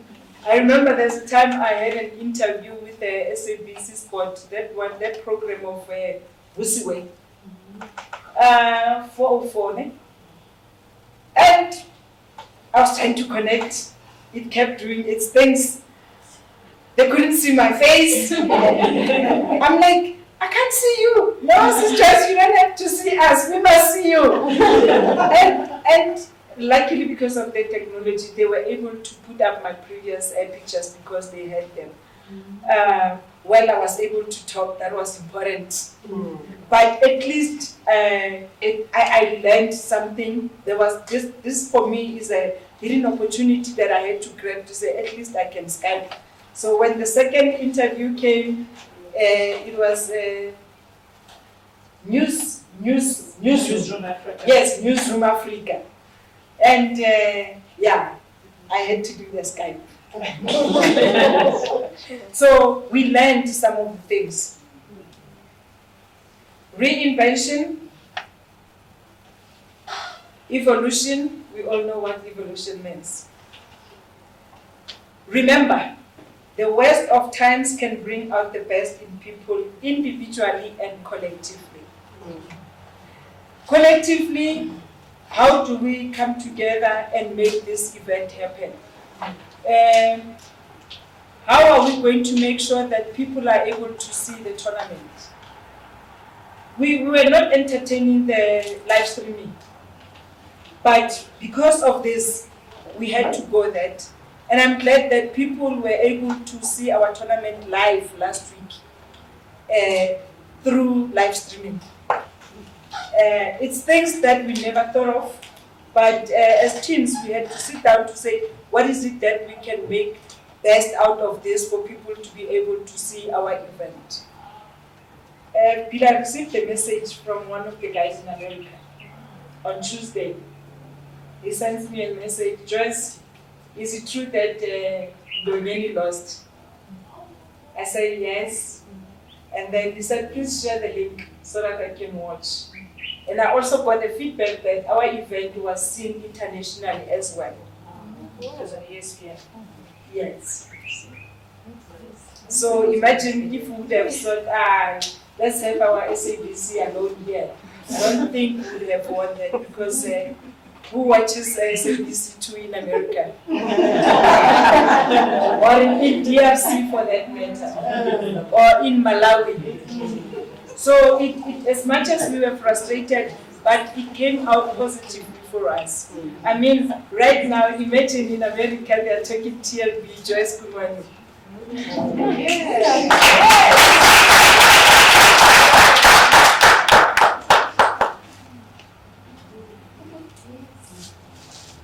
Tips for leading in assertivity. This is by Sarah Lewis. Keep leading. People first. Engender hope and optimism. Learn to love emergence and discovery. Call on the collective intelligence of your unit. Have many review and reflection points. Reveal your authenticity and integrity. Remain emotionally steady. Uncertain times can severely test and reveal the quality of a person.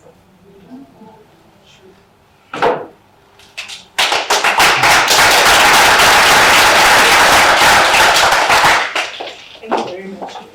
Ladies, questions? Yes. Okay. My question is a question, and yeah, maybe it's a question. It's actually for everyone. Because when I saw on your slides, you had the part where you were saying that you put people first. Where do you find the balance? Because, you know, I was, no offense to anyone, but I was glad COVID happened this year. Because I got to spend so much time with my kids. You know, I got to spend a lot of time with my son. I got to do so much and actually learn so much little things about him that I never had time for. Because I go to work, because as a quality engineer you get breakdowns and you must be up and down. And then I'm a manager to basketball. I'm basically like chairperson in the community, so every single game you have to be there to show everything works out. Where do you get the balance? Where do you lead but accept the fact that you also have your own life on the side? While you keep all those things, your authenticity, your, you know, how do you keep that balance? Okay, for me, individually, I would say passion takes over everything.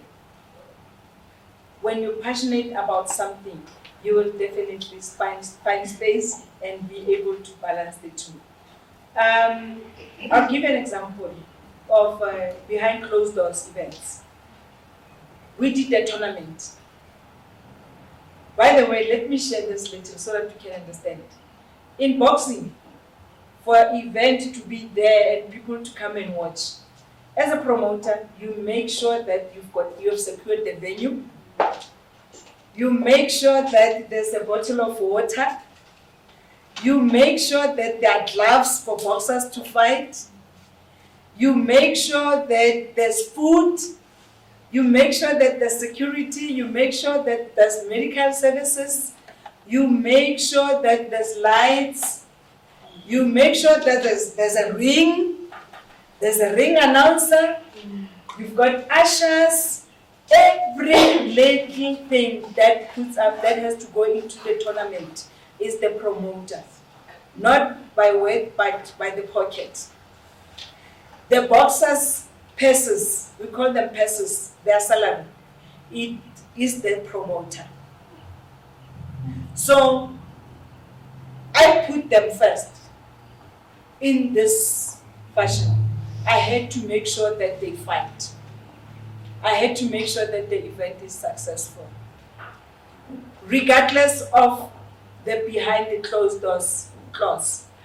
Because selling of tickets helps, that's how we make profit as promoters. But we were able to put out the tournament, even though we knew that we were not gonna make profit out of the tournament. If I did not put people first, then I would have said, I'm not going to make profit, therefore why must I make the tournament?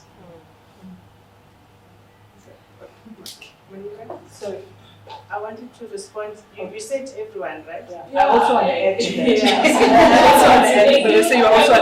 I would really, like, honestly, I don't want to lie to anyone. I want to know, like, because sometimes you end up feeling like you're a bad parent. So I wanted to touch base on that. It's not easy, right?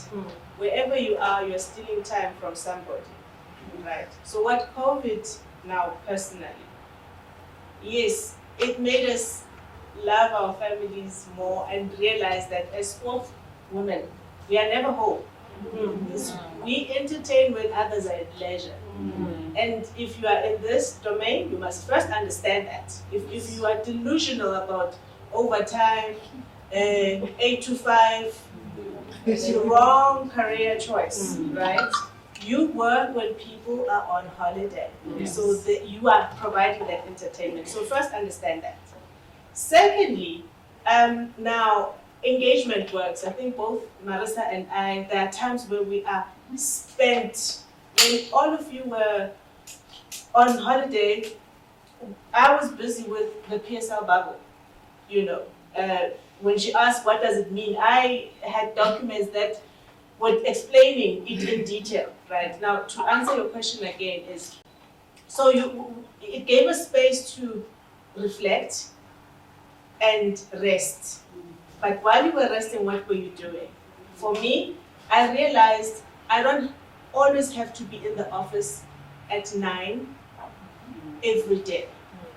I don't always have to be in the office, or, you know, I needed to rework my work, but you don't do that on your own. You have a manager, you have a team, you have people around you. So people must also understand what you are doing. So for instance, sometimes if I'm working from home, you know, there's a team that is working, that is doing something that, you know, on your behalf type of thing. You are not necessarily resting, you're just more at home. So don't do things on your own. And engage our manager sometimes, you know, he knows there's women that are working. So when Marissa wants to take time for her birthday, or Pila must take a child to school, because I also want to compete with the stay-at-home mom. It's not competing, but it's present. You know these stay-at-home moms, they will show you flames. They are there, they are leotards, gym clothes in the morning, they are there to collect their kids, they are there, you know, type of thing. So also make your family understand who they have in a mother. They don't have a conventional mother, right? So I tell them, okay, I might be that late mom who brings you, yeah, you know, but when I need to be present, I will be present, right? So make the people that are important around you understand your life, so that when your son or daughter says, hey, so-and-so's mom was there, you know, okay, you've stolen time somewhere to make sure that you cook. I didn't cook before COVID. I was not connecting to it anymore. You also remade your kitchen. Exactly. It was something that I hated. But it brought me back, and I'm not cooking gourmet meals. I'm cooking meals that are connecting. I know what my husband likes, I know what my daughter likes. In fact, they all have allergies and whatever. But it made me back. I was telling Maris, I now cook, and I'm not cooking to compete with anybody, but I'm connecting to cook to connect. So do not stress yourself around what is happening around you, rather than how you are interacting. Be present when you have to be present. So when you have that time to drop your child off, talk to him on the way. You understand? They must understand you're a unique woman. You're not like Aus Mama next door, who is there all the time, or Sean's mom, who, you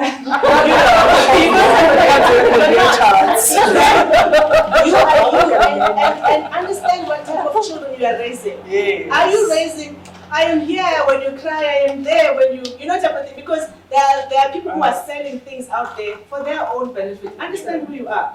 So, no, you're not going to gain more time from coming out of this. Yeah. You are just going to be able to connect with situations, right? And be selfish once in a while, you know. Once in a while, just take the time off, do you.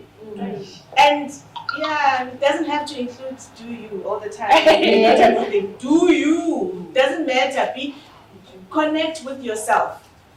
Whether you want people to know or not, it doesn't matter. That's what I'm saying. You need to have that balance. Yes, you must be present on the socials, but when you are connecting, your people know you better than the rest of the world. Okay. Marissa? I think over the years what I've learned in this position is that as a leader, you don't do it all yourself. Yes. One of the things I think over the years I've learned, when I got into the position, you wanted to do everything yourself, you know. And over the years, what I've learned is as a leader, one of the things I think the skills you must harness is learn the strengths and weaknesses of your team. Know who is able to do what, who you can lean on, when you need to take that time off. So you don't always have to be on the court, but maybe you know your deputy chairperson. It's our day to be on that court the whole day. It's your day to spend with your family. So those are the type of negotiations you must make with the team around you. I tell my team, my managers that report to me, I don't have to be at every event. Yes, I know it's important, but I also need time for me and my family. Because if you push yourself consistently and you do want to do everything over, you're going to burn. Yes. It's not going to be beneficial for anybody, your family and your work team as well. So delegate, I've learned that now. Even the Golden taught me that. Like Pila was saying, sometimes you're so overwhelmed by not even your own projects, different projects or projects that just came up and you had PSL, we've got now the COVID relief fund. It throws you totally off balance. And your other programs begin to suffer. But I said, no, I've got managers who report to me. You do that, you do that, you do that. And what you have to do is to manage the processes. I think maybe I must ask, how old are your kids? 7 and 4. Sure, it doesn't. 7 and 4. I think the things that I'm big boys, you know, and being a manager to their children, like it becomes, you know, now that I'm sitting here, my phone is like busy. They want to come, like recruits are like looking, hey ma'am, like please, my mom wants to talk to you, you know.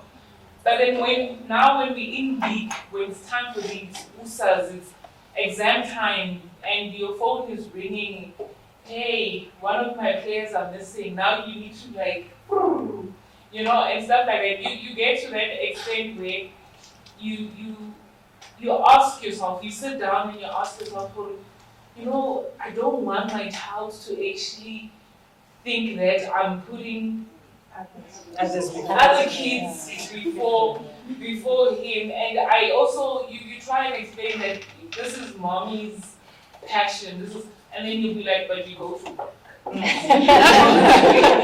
You go to work, you put on your safety shoes and you go to work.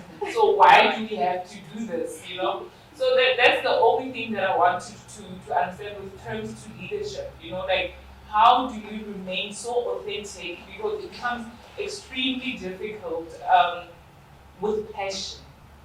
You know, as much as you want to put the passion in front, there was a part where I think it had psychological needs. Yes, needs. You know, now you start feeling like you need a shrink. A shrink is not a bad idea. A shrink is not a bad idea. No, look, I think when I started getting involved in sport, my kids were around about the same age as your kids, and they've grown up in that. But as you know, Pila and Marissa were saying, is that you need to learn to prioritize and you need to learn to delegate, because you are not everywhere all the time, and you can't do everything. But over the time, how my kids learned to adjust with it is that they knew that they couldn't come and tell me this morning that I needed to be at a school meeting that afternoon. You know, so they needed to start planning ahead that I need to do this and I need to do that, or I need you here and I need you there. Yes, at that point in time, I was a soccer mom, so I was busy driving the older one up and down to his matches and this and that. But at the same time, what would happen, because the season starts from this time to that time, And then round about October, the season comes to an end. I never wanted to see a soccer field. I never wanted to be near a soccer field. I did not want to do anything. I just wanted to be home with my family and with my kids. And over the years, obviously things changed. Other things came into play and how to introduce them. But by then, my kids had already understood. They were already in the mode knowing that mommy is not a conventional mother. You know, she's not somebody who is always there when, not in a bad way, but she's not always going to be there around my tune. But I've also got to learn to manage her and know that when I need her for this, she needs to be there. But it also teaches them to be more independent adults as they are growing, that they need to know that I need to plan ahead. I cannot get up this morning and say, I need to do this. And if you got into trouble at school and then they needed me, I would tell the teacher, I am sorry, I'm not going to be there today. I will come, give me a time tomorrow morning or this time or whatever the case is, and we can have that conversation. Because at times what happens is that we kind of get ruled by our emotions and that, oh, my kid was in trouble at school. No, the problem's still going to be there tomorrow. Eh? Or even the Friday. The deed is done. Eh? So we can meet and discuss it on Friday or whatever day you feel that we can, and then we can decide whether it was a deed or not from there. But, you know what I mean? But those are the things. Okay, unfortunately enough in that I have an understanding husband, but we get to spend time together as a family where it's just for us, because as much as basketball runs, it runs for a certain period of time and then it's over. And then yes, you would get the kids that would be sending you messages and this and that, but you need to learn to manage that. You need to learn to say to your team, I'm available from this time to that time. If you've missed the time slot, you've missed it, contact me tomorrow. I mean, it got to the point where I have 2 phones and on my other phone, only 10 people have that number. So if I decide to disappear, I put the one phone off and I know that whoever's important would get me on the other phone. Other than that, whatever it is, it can wait till I decide to put my phone on. Can I have one last question, man? One last question. Sorry. One last question. Who is the best female boxer at the moment? I wanted to know that as well. Nationally or? Nationally. Yeah. Not Melissa, what is it? No. The one from Eldorado. She's from Eldorado. Melissa. Melissa Mella. Yeah. Where to? No, she's not. She lost on Saturday. Yeah. Yes. When you went Gauteng, yeah. Well, no. Yeah. Nationally. We've got bells, Nozipo bells from the Eastern Cape. We also have Sherdine Fontaine. Yes, actually. She's good. Yes, those are our best boxers nationally. Well, Melissa is our Gautenga, but she lost to a Malawian. She lost internationally, so she's still a champion. But now we need a passport. Yes. Okay, just from my experience, I think it's quite interesting. Can you look at it in both ways? For me, when I got my son, I was a public servant. I worked for the Department of Sport Education in KZN, and he had a chance to travel everywhere with his mom, to the sporting fields, to the children's homes, to the hotel, correctional centers. And so he got exposed from a very young age to know that, okay, this is how people work. And even now, he can do some of like team management stuff now. It helps him to grow as well, and he's being exposed to the world of sports. Unfortunately, he doesn't like being coached. He was begging me the other time to withdraw him from the team. And because for my mother, you have the right to withdraw me. So, but it comes also with you. You have to prioritize what's important at that time. I remember when he was in grade 1, I was playing rugby for the provincial team. Sharks, played for Sharks. It was good, and I noticed that he was hiding his homework. So whenever we traveled to Cape Town, I'd come back home I would travel on Thursday, I'd come back home on Sunday, his homework is not done, he's waiting for his mom. So I decided that time that I'm not going to go for the 7th tournament, and I stopped playing rugby. only to find the following year in February, I got a Springbok collar, but I just went to show face because I told myself that, okay, you decided to be a mom and you need to now prioritize your child. But with the other things, you can just juggle and see what would work out best for you, for your family, and also it's not that bad. They grow up, they grow up. I just had something to say based on the athletes that text you because they think you're friends. I've learned to set boundaries with them because they often don't read messages that you send. So if you say, I need this by this time, and they don't respond, I do this with all of them, both men and women, because I'm involved with both teams. If you don't respond by a certain time and you message me the following morning, what must I do? No, honestly, I ask them. Observe timelines. Like, observe timelines, because I have other things to do in a day. I'm not just running your life, I've got other things to do as well. So I've learned to set boundaries with them, with everything. For them, I work 9 to 4. If it's an emergency, you can text me. But not an emergency for just you. It must involve me as well, because then I can go.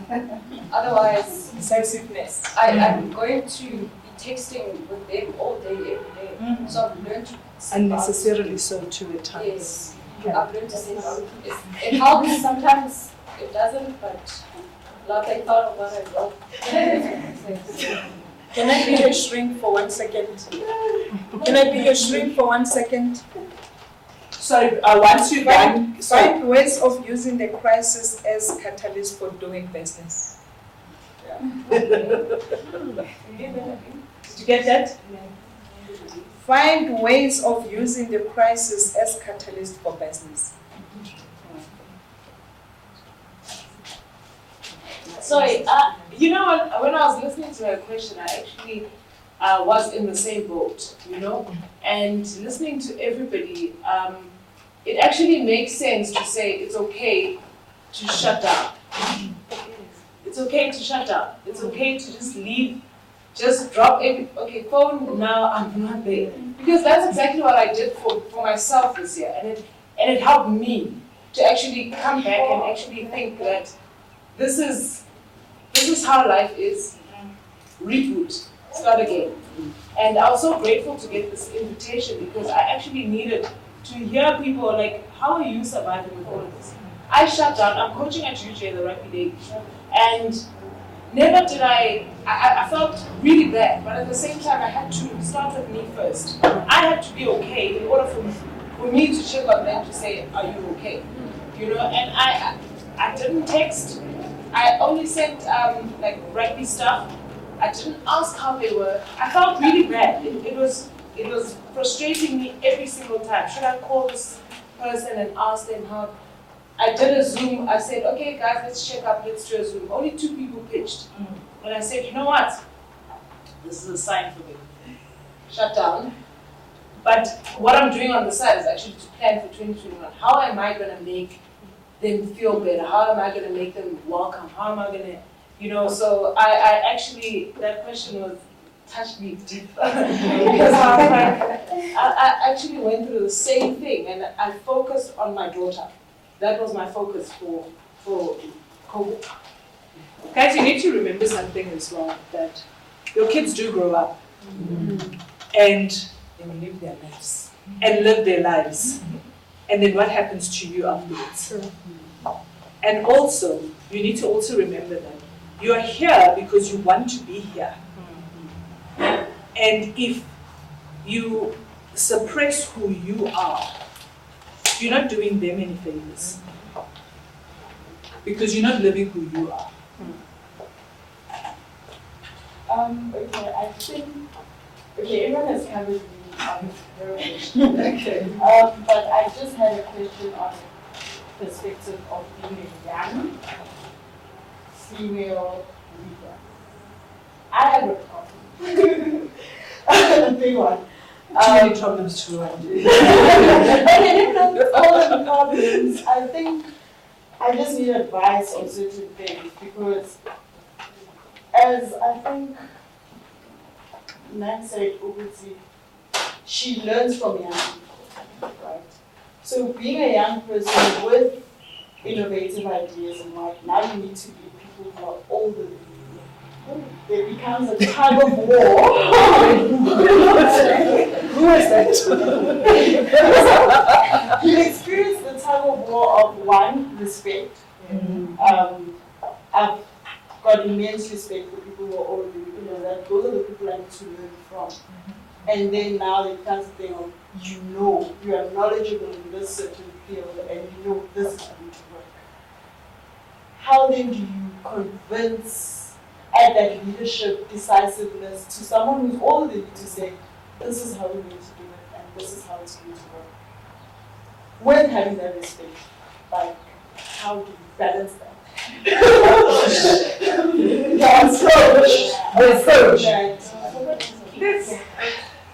No, it's approach. You need to be strategic, by the way, as a leader. You need to find ways into when I'm talking to you and I'm talking to her, or I'm dealing with youth and I'm dealing with older people. Obviously, the approach will not be the same. You have to have at the back of your mind to say, by the way, this might come. Do you understand? You prepare yourselves to say, how do I pass this one? How do I make sure that she gets the message that I want to send to her? It's like, in my case, it's men, mostly. And you know, men, I think they are worse than an older person to you. Yes, they sorry, but I was not you. We have never seen them in their environment. Do you understand? having a man to listen to you and accepting that you're leading them, it's a big challenge. Yes. But you need to have ways, you need to be strategic. As long as you've got your point, you make sure that you drive it home. Because at the end of the day, you need to come to decisiveness. Make a decision. It's up to a person whether they want to be with you or not with you. But as long as you know that your goal is to reach this, arrive there. Sometimes it's also the action, because at times people look at, you always speak about a certain, but showing and an action of it, an illustration of how you're going to get to that result also helps. And then if it doesn't and they're older, then you make an ally with the person that's as old as them and say, listen, understand me, this, that, drive that process through this way.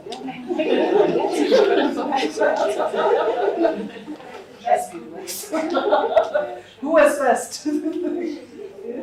Okay, let's. Okay. We're going to go that way.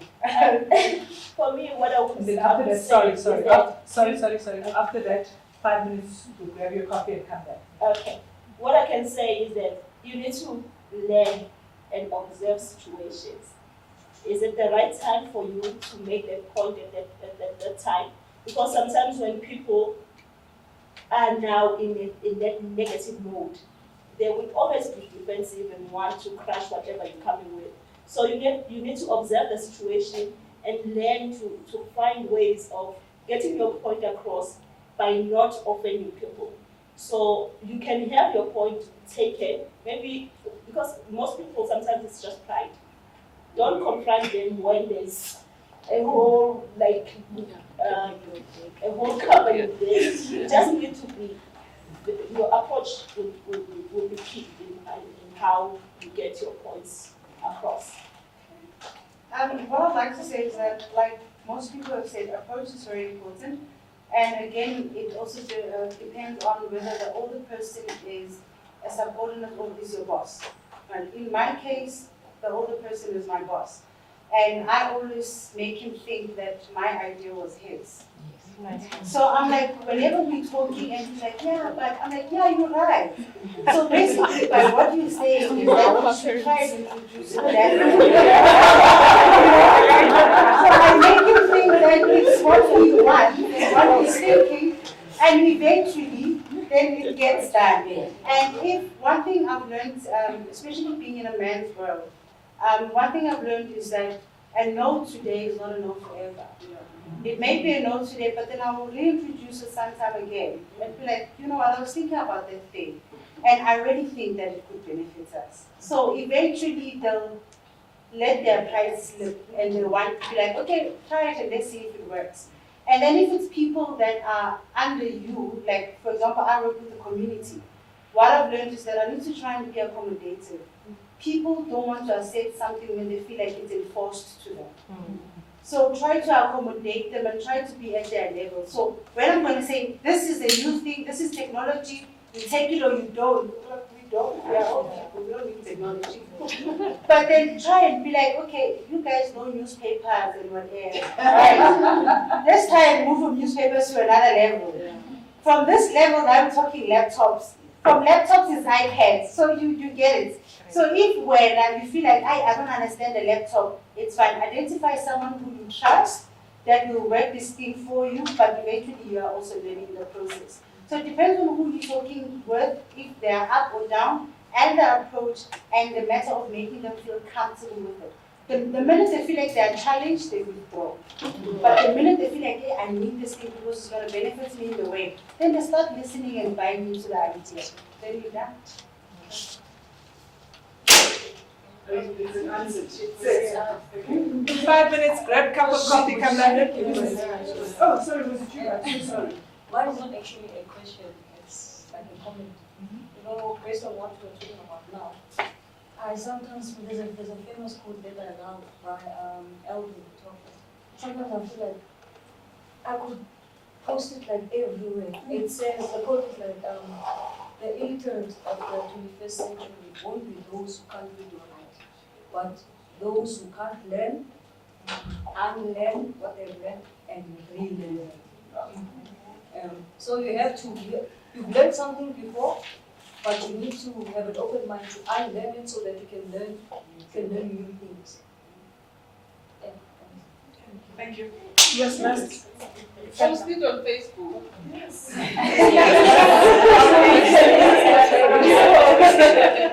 Post it. Share with the world. Okay. So it's just that just wanted to thank guys for the presentation. And you know, I'm teaching at the special school. So our learners are from disadvantaged families. So we used to take our learners for a tournament for a week, and now the challenge is that the parents they can't afford to buy them like toiletries and sanitary pads. So I must get the sponsors so that I can be able to buy them those things. So I'm feeling that when I leave this room or this workshop, I will have the list of the sponsors so that I can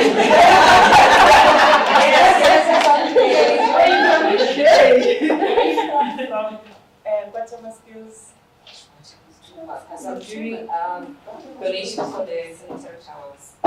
Yeah, so that's okay. Actually, it's not for only the school, even for the provincial, because the leaders they participate in the provincial and the national. So and I'm representing the girls convener. So I need that. So thank you. Okay, ladies, 5 minutes. All right, morning. I just again. So obviously, you know, with the COVID, we had a lot of challenges in sport and arts and culture. So what the NEC has put in place is what we call a relief fund for the sports and recreation sector and the arts and culture and film sector. So we actually opened up now for phase 2 of the relief fund. So what is that? So this relief fund now, we've actually relaxed it a lot. I've sent the advert and I've sent the application forms to Bontle. She'll email it to you, right? The closing date is the 30th of October. But you'll see we've relaxed it so much that it can take you one day to to submit whatever evidence you want to write. So it's for individuals. When I say individuals, I'm going to use an example. Let's take the boxers, right? Or let's take your team, your football team. So that means each person in your team must apply for themselves. But you can collate it and you can submit it, all right? But that means that each application must have the following. One, obviously you must be a South African citizen and a Gauteng resident. So the first thing you need is either a certified copy of your ID, and you'll find this on the advert, but I just want to explain some things, or your smart card, all right? It mustn't be older than 3 months, okay? I mean, we've had in phase 1 people who submitted like 2 years ago certified copy. Anything can happen in 2 years, right? 2, for a Gauteng resident, you must give us some proof, either water and lights account, or we know a lot in the townships, if they don't have that, they can get a letter from the ward councillor to say that this person does stay at this address, or a commission of oaths, but any proof. Some people might have, your cell phone account, you might have an account that proves that you are from Gauteng. So any type of proof like that, all right, for your proof of residence. The third thing is a bank account confirmation letter. Now if you're going to, we don't have a bank statement, you don't want to say how much money you got in the bank or don't have in the bank. So a bank confirmation letter which shows your banking details. Some people might have a post office account. That's also fine. Get the letter from the post office that confirms the bank account. We know some people might not have an account. It is okay. But you must indicate it on the application form, okay? Not applicable, or I don't have a bank account. The reason for that is we've got, for sport, we've got the Gauteng Sport Confederation that will transfer the money to the approved recipients, okay? So we're also going to use cell phone, e-wallet and things like that, right? Then what evidence must you give? So those you have to submit, okay? So what evidence do you give to say that you worked, that you had a loss of income, or you had a potential income that was coming in through sport, not through any other thing? So in sport, one, you might have some people who you can put, you can do an affidavit to say, I am Marissa Rose, ID number so-and-so, participate in sport, and I was unable to receive my registration fees, or my players were unable to pay me, as if you've got a coach. Some of you are technical officials, you know that we pay technical officials a stipend, so I was unable to referee games.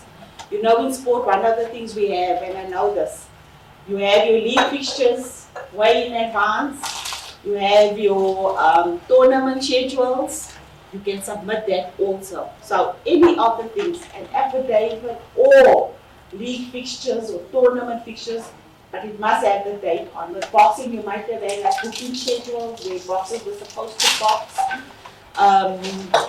What else? If you were a coach, you could, if you had I know there are maybe some coaches who have a contract with a federation, you can put that in. Okay, so any one of those things you can put in as part of your evidence, okay? Then the application form is quite straightforward, all right?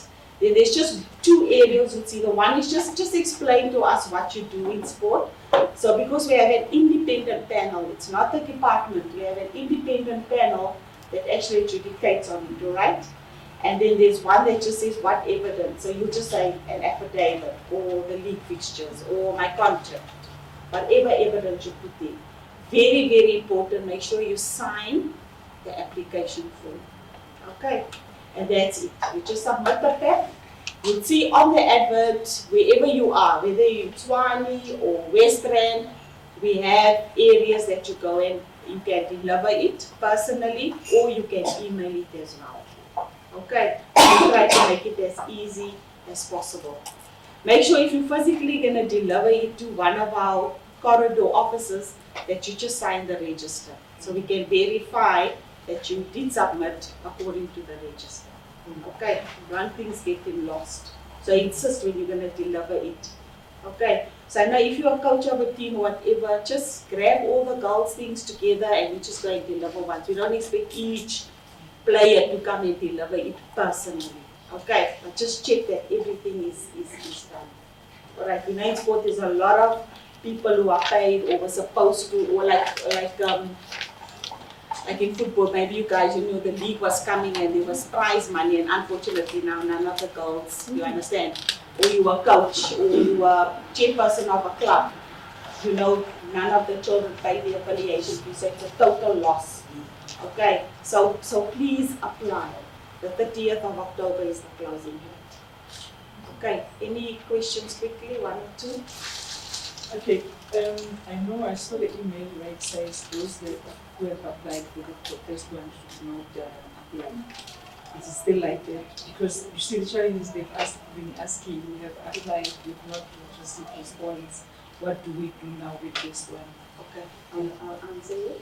For the schools, I don't know if it applies for those coaches that were coaching at school and then all of a sudden, you know, can they apply for that? I'll answer you. Okay. If you applied in phase 1, you don't have to apply again.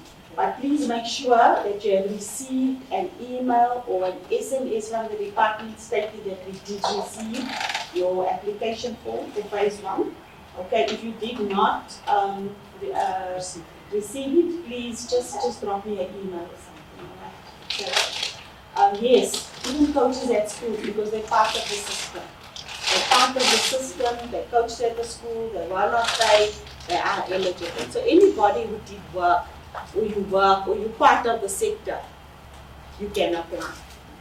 Okay? So even those coaches at the school. You know, our coaches and our technical officials specifically were very hit during this time. Okay? All right. Thank you. So please apply. I'll check up for your applications. Thank you. Thank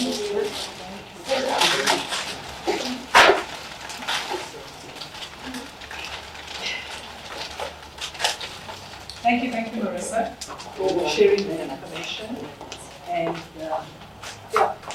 I think Bonte will be sending out the application forms and stuff. So if there's any questions as well, please feel free to ask. We're going to move on with the program. Our next speaker, Our next speaker,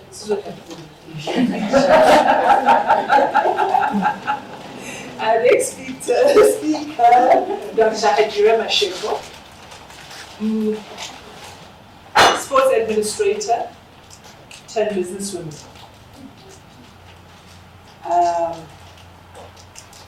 She runs her own fitness gym. See, she's been dishing out some nice masks. Beautiful masks. Personal branding, guys, eh? You see, personal branding. Promoting herself, promoting her business. Eh? And so she's basically going to take us through how difficult was it to get into the fitness industry, how do you maintain your space, and we all know that during COVID, gyms shut down completely. Actually, my gym is still sending me messages asking when I'm reactivating that. I'm very comfortable on the road these days. But obviously there's certain things that I would need from the gym, so at some point I've got to be able to go back. But just, the difficulties of how do you continue maintaining that? And also, there's not many women within that space.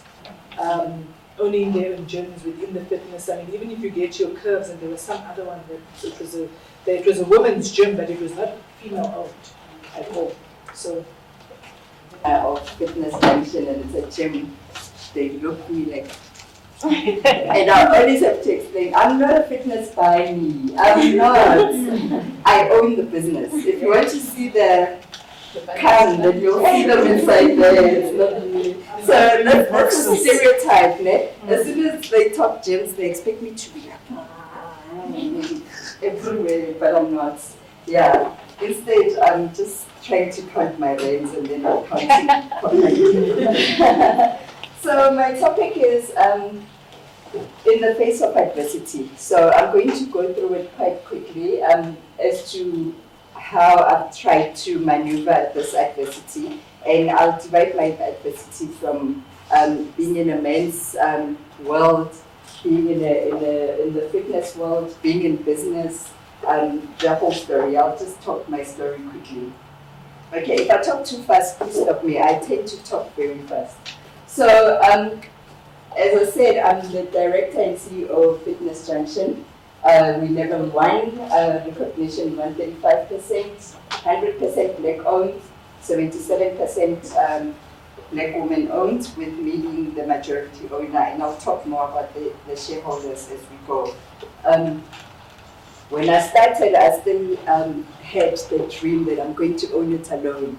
You learn very fast that you can't do anything alone. You won't achieve anything if you're on your own. So we opened our doors on 23 February 2018. Key focus areas is township and rural, peri-urban. I don't want to go where Vision Active and Planet Fitness go, and I want to get my own niche area and capture that market. So those are commercial gyms. I've now just started a corporate gym wing, but I think we'll really start getting momentum next year. I don't see us getting any deals this year. It will be a miracle if it happens.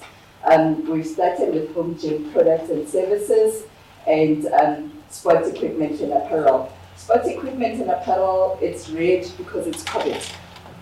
COVID woke us up to see that for us to survive, we need to go into the sports area as well, just so that we can get an extra string of revenue.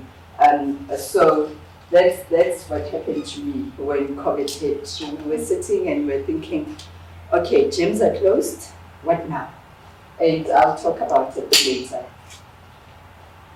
So the reason I started Fitness Junction was my PhD. My PhD study was on physical activity in adolescents. And as I was doing my PhD, I realized that we are in trouble in South Africa. Not only adolescents, but everyone, the whole population is in trouble.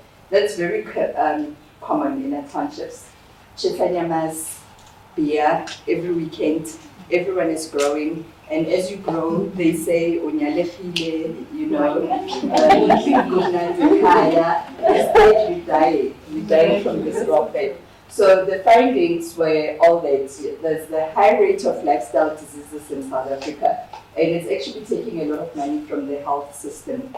So people are, and I think every second person has diabetes these days. It's so common. High blood pressure, cholesterol. It's like a dry talk. Oh, I didn't like it. Now what's yours? Now my measurement is 5. Like a 6. Oh, I don't get it. I don't get it. I really don't get it. But you know, it's like a medal that we wear. Well, let me say it's artificial. You know, I'm 40, so yeah. So people are dying of heart diseases. People are developing breast and colon cancer. You know, it's breast month. And weight contributes to it.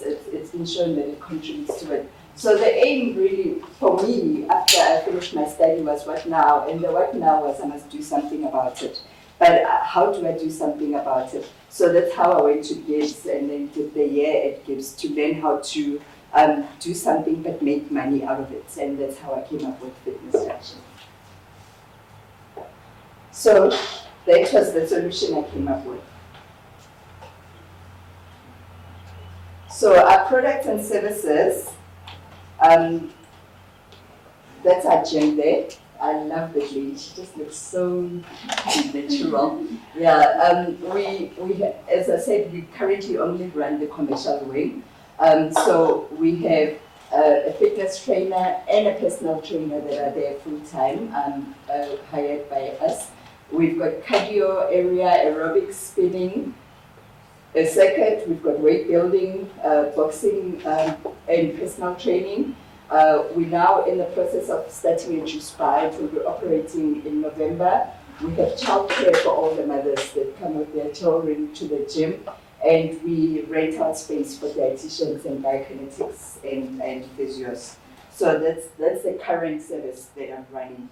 And the one that I'm trying to get into, which is still fledgling, is home gyms, which is for the higher middle class. So any of you, please, if you can afford it, call me, I'll come to your home. So you give us your room, we measure, we come up with a solution for you. So it's layout and design. We then agree on your needs, and we then give you a proper gym for you. And whenever you need maintenance and repairs, we then do for you. And we can also give you the consumables. So we give you a 360-degree solution for your home. If you don't want to come to us and you want to gym at home, we can still serve you at home. And then the corporate gym one is the one where I've just hired someone now, and I'm saying it will probably only happen next year. So what we do there, again, we go to companies and we say, you want to do something for your workers as your employee wellness, sorry, my back is to you, as your employee wellness solution. So what can we do to help you? And you can then also give us a room like this one, and we then come up with a solution out of the room based on the number of staff members that you have, what the needs are for the organization, and we then give you the equipment, maintenance, consumables. If you want a fitness trainer, we can provide you with one. If you want group classes, we can bring someone who brings group classes, and we do the whole ops management of the gym and give you monthly reports. Now, this is not only for companies, it means even for federations. If you need a gym or schools or anyone that is a corporate, doesn't necessarily mean a company, but any grouping of people where you would need something like this. Right now, we are in negotiations with universities, with chiefs. I'm now talking to the tribal leaders because they've got, places like that. So it just depends. Anything that you think would be a corporate, so that it's not necessarily a company. Then COVID happened. Then when COVID happened, we thought, then what? Then this guy that I'm talking about, who I've just got in, was working in the sports equipment space. So we now got into the sports equipment space. So the sports equipment, sports consumables, provision of sports and corporate apparel, because we found that even though COVID struck and people stopped coming to gyms, corporates and your universities, your fitness clubs, your whatever clubs, still need their sports equipment, they still need their sports consumables. As soon as they reopened the economy, we started seeing people asking for those. So we're getting into that, and we're going to continue with it post-COVID because it's a nice stream of income on the side. So how did we get here? This one I've got through very quickly because it's already been said. I started at Medunsa. I wanted to be a physiotherapist. Then I had a car accident when I was in 4th year, and I realized that I won't be able to work as a physiotherapist for very long without getting arthritis. So I needed to look at Plan B. So I went into lecturing, and lecturing was so boring. And then I found the sports side, and that there I was going to be comfortable without touching patients every day. So that's how I went into the advanced diploma in sports science and sports management, and then I then started doing the masters, because through lecturing you then have to do masters. And so I did the masters as a lecturer, but with my focus on fitness and the PhD as well. That was when I was working for government already, and the PhD is the one that woke me up to the business idea. So I started as a physiotherapist in a hospital, and then I went into the community health system, and that's when I realized that my hand was giving me problems and I was not going to last. Then I went into sports physiotherapy, I went into team sport, then I went to lecturing at UCT and Medunsa, and later on I was recruited to the sports commission, and then when it closed down we were swallowed by National, and from National I then went to Mpumalanga, and that's when I finished my PhD when I was in Mpumalanga, and then I went into gifts when I was in Mpumalanga as well, and then became an entrepreneur. So how did we get here? Then I get my PhD. Then the question is, what now? Then I'm excited. I'm going to start this company. I go to gigs. I get all the knowledge of how to run a business and how. Then you think life is easy. Then you start knocking and you go to CIFA, GEP, CEDA, everyone. I applied everywhere. Everyone said no. So that was 2016. 2016, I knocked at every door. Everyone I knew who said they were providing funding for businesses, they all said no. 2017, I kept knocking and knocking and knocking, and they all said no. 2017, my marriage fell apart, and we started divorce proceedings. And when that happened, I just said, I'm doing it for myself. I'm going to do it. So 2017 June, I resigned. I don't have a man to account to anymore. So I resigned. I got my pension. I went to China. I imported equipment. I found space in Pretoria West. We started the renovations. I ran out of money. So I had the space. The renovations were half done. I had my equipment. I had no money to start. Then I had knocked, and everyone had said no. Then I started calling all my relatives and all my friends and everyone I knew. And out of that, I got 4 people. So that's how I had 4 partners. So I got 4 people. I asked them for money each, the same amount of money, and I gave them 10% each. So I became 60%, and they became 10, 10, 10, 10. And that's how I got to Open Fitness Junction on 23 February. Wow. So the video would have shown it better, but this is some spinning, that's equipment, that's aerobics, and that's the cardio side. Yeah, so that's what it looks like. So in a nutshell, 2018 was the year of mistakes and fumbling. I mean, I knew nothing about business. I knew the theory, I didn't know the practical. I went and I recruited this guy who was a personal trainer. He knew everything about fitness and nothing about business.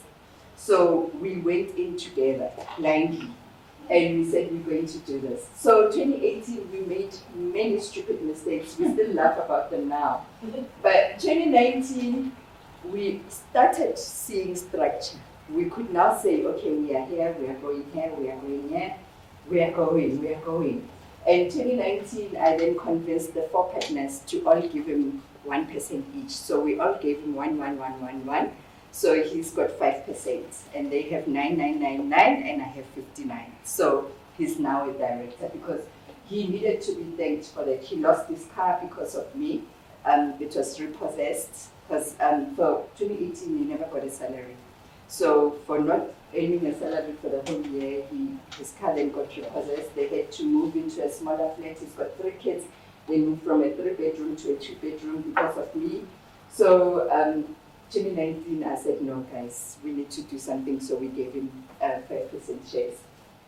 So it was a year of growth and stability. We reached profitability in 18 months. We started seeing profits. We started celebrating. Then 2020 happened. Then 2020 happened, and that's where we are now. It's the year of crisis management. So we are just managing crisis this year. Nothing else. I can't say anything else. We are just managing crisis. There's still no funding after 3 years. I'm still knocking. There's still nothing. Yeah. So this is my day. This is stolen. You'll find it on the net. Everyone uses it to show how entrepreneurship sucks. So you wake up and you say, I'm really excited. We're opening an online store. Then you get this shit is hard. Then you get excited, I think it's working because you sold 1 bag, and then you screw up because someone's, the payment doesn't go through. Then you convince yourself, make a little now and more later. Wow, I'm going to be a millionaire, I'm getting there. And then you think I'm losing my house. And then I'm good. Why can't I make myself believe this? You have self-doubt at 3 a.m. in the morning. For me, it's always 3 a.m. I don't know who wakes me up. 3 a.m. this way, I'm doubting myself. And I'm thinking I'm wrong. I took my children's money. Why did I do this? Now, And then you want to give up, you want to apply for a job. 3 a.m. I'm always thinking, tomorrow morning I'm calling, I'm going to apply for a job. 8 a.m. when I wake up, I'm like, yeah, I'm trying again. So that's the life, that's definitely the life. And you know, at first I used to look at this and say, yeah, it's not gonna happen to me. It's happening to me every day. So the corona crisis, let's talk about it more because this is the crisis we are in right now. So we had 5 months of no revenue because gyms were only opened mid-August. So during this period, I started an online store. So if you go into the Fitness Junction Facebook page and the website, you'll see we now have an online store. So that's the pivot that we did. I then started Gym in the Bag, which is selling a lot for government departments and fitness clubs. So one of those township fitness clubs, yeah, they like this.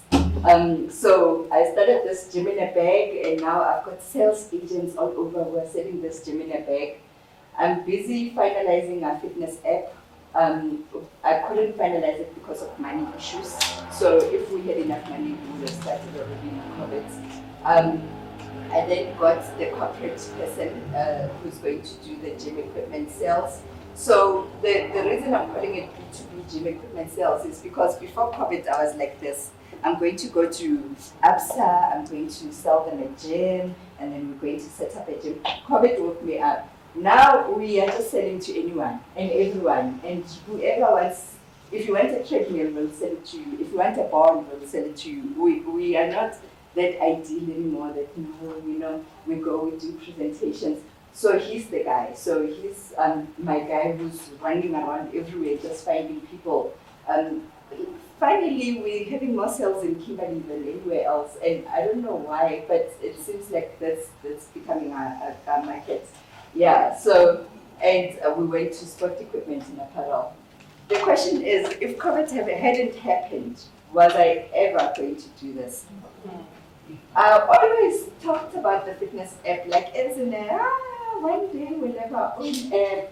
But I always talked about online store, that, but it wasn't, but with the 5 months, we did all this.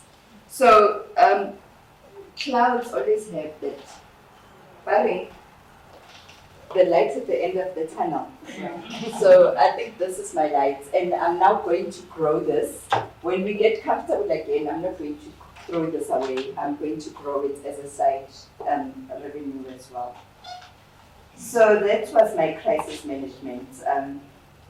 And now we are not post-crisis yet because we're not profitable anymore. We've now gone back to 2018. So I'm at a 2018 level again. I'm working towards getting to 2019 again. So, but I'm starting to look at what happens when we get to 2019, which by our projections, it looks like by January we'll be at the level where we were in 2019. So what do we do January onwards? What are we going to do?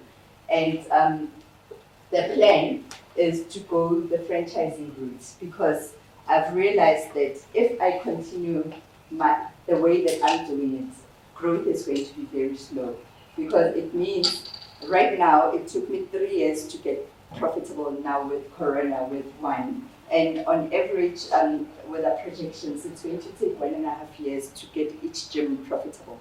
It means it's going to take for me to set up one gym every 2 years, one gym every 2 years. I'm 47, guys. I'm dying already. I'm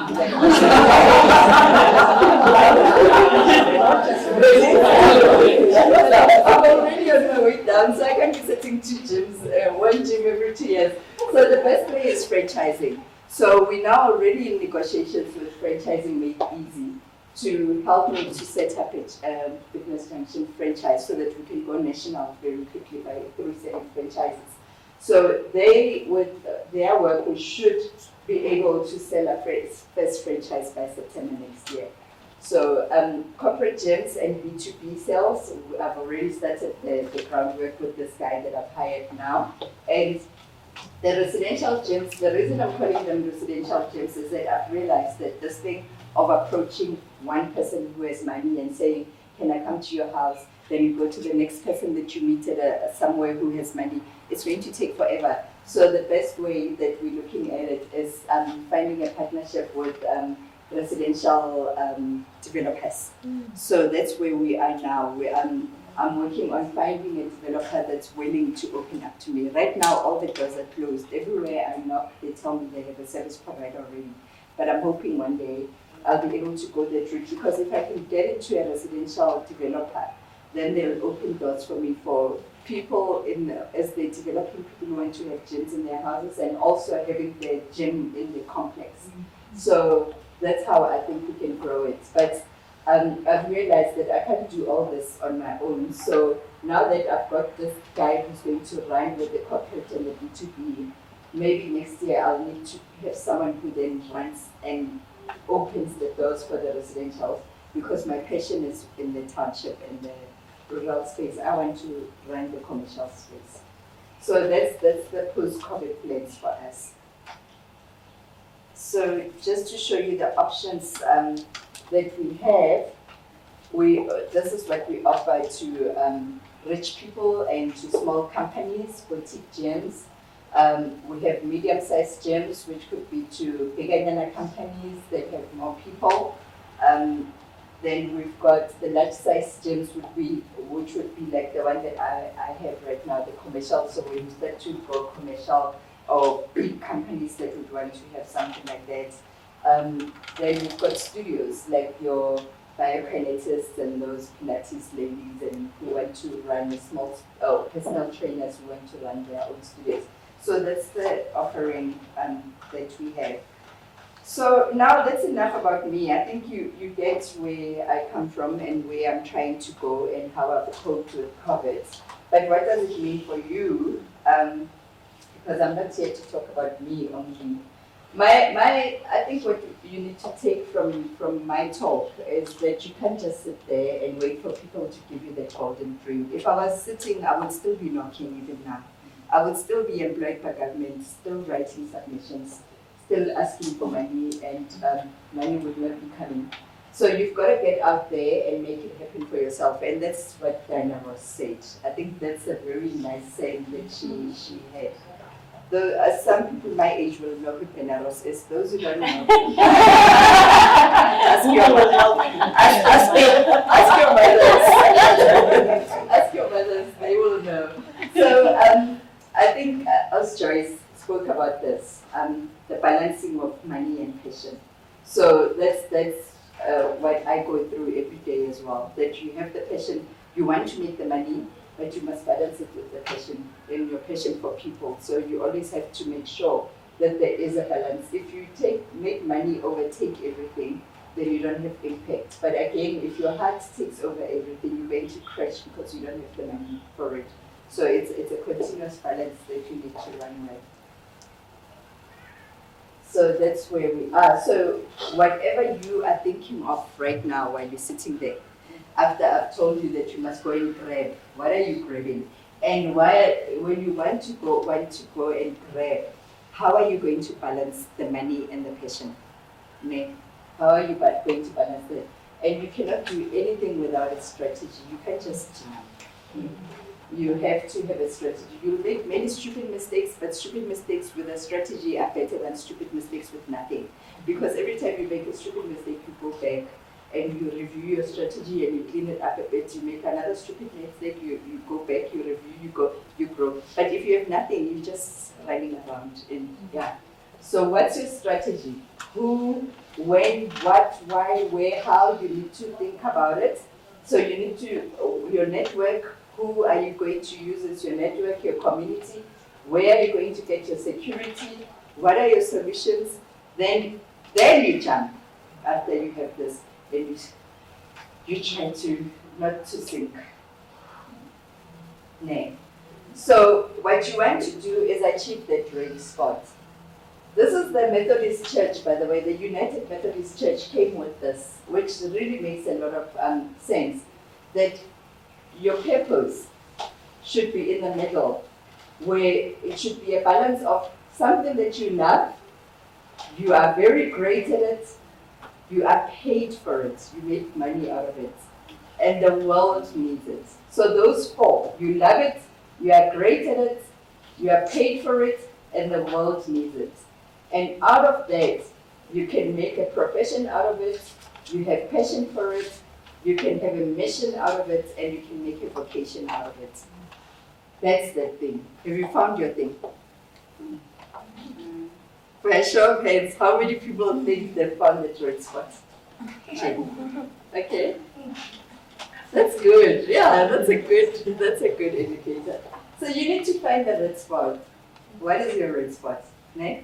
And after you found your red spot, you then do that balancing of money and passion. You do your strategy for the red spot. You start knocking. Friends and family are found are the best. And you go. And don't listen to naysayers, because the naysayer doesn't see your dream the way you see it. Those who believe in God will say that God gave you that dream. He didn't give it to the naysayer. He gave it to you. So if you start listening to them, you're going to lose it. Because if I had listened to naysayers, some naysayers, it's not that they are negative towards you, but they're trying to save you. My mother is my biggest supporter, even now. She currently at the position that I'm in right now, she's actually even supporting me financially through COVID. But she was my biggest naysayer as well, without noticing it. She would wake up in the morning and come and be so sad and say,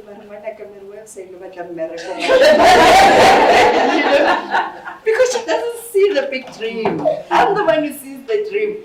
She would, and then she would say, hey, school fees, okay, it'll go for 2,000, okay, gwala. She would support me, but then she'd come again and be the naysayer and say, but good department thing, So you need to balance that. Don't fall for the naysayers, because if you fall for the naysayers, they don't have the dream. You are the one who has it. And you are the one who gets bent. You know, the dream becomes hot. It's like it bends you, and everything irritates you. And the next submission, if someone asks me for that, I'm going to slap them. That's how you get, because there's this thing that's bending you. And then your fire is your fire. No one else feels it. And then as soon as you want to jump, people come and say, hey, but don't you think? Yeah. So don't listen to them. Listen to the fire within you. And it will take time, effort, blood, sweat, and tears, but you must always tell yourself that I will get there. So for me, it's 3 years already. I'm still in the blood, sweat, and tears. I'm not in the point where I'm saying I've arrived. But I keep thinking I will get there, and that's what you need to keep telling yourself. And I think this is my last one. Success. That's what we dream. We think, then I'll be driving a G-Wagon in 5 years. Yeah,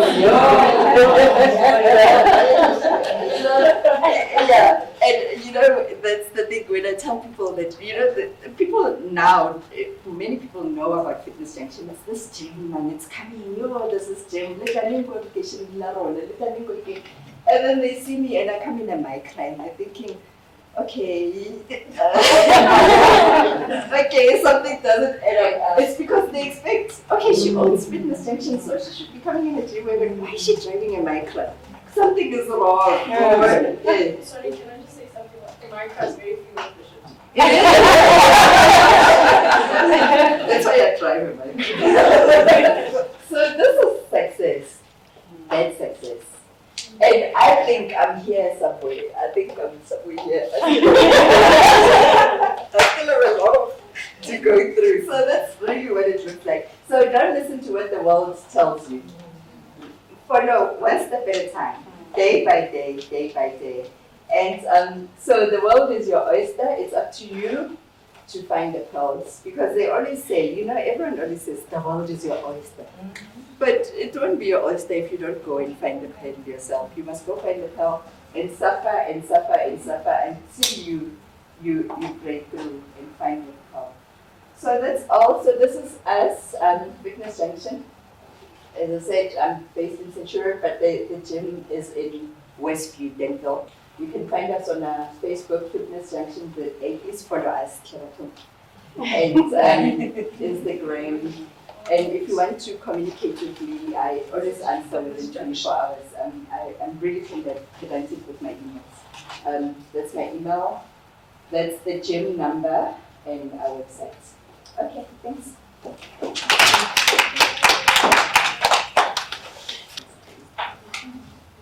Okay, two things.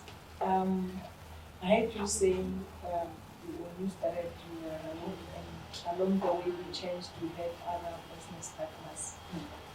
My understanding is that you actually got them because of financial crisis.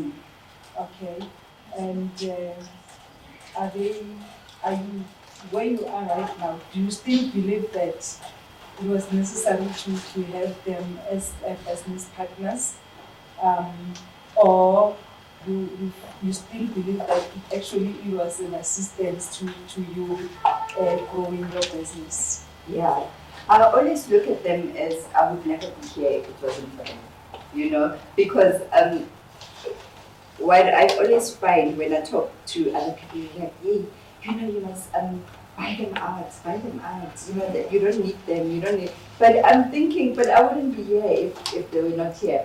And when I started, they were directors. So they were all appointed as directors. And I found out very quickly that I shouldn't have them as directors because they don't have the same passion. So I deregistered all of them and I made them shareholders. So they are shareholders, all of them, even the one who's working for me. So I'm the only director, and he then works as the operations manager, the 5% guy, and everyone else is a shareholder. So all they want is the annual financial statement, which makes it easy for me that I can do things the way I should do them. Because when they were directors, I felt, you know, you must consult, and then they come on with a tangent, and you're thinking, but did you think about what you're saying, you know? So it was, I learned very quickly, and I deregistered them and made them shareholders. So it works.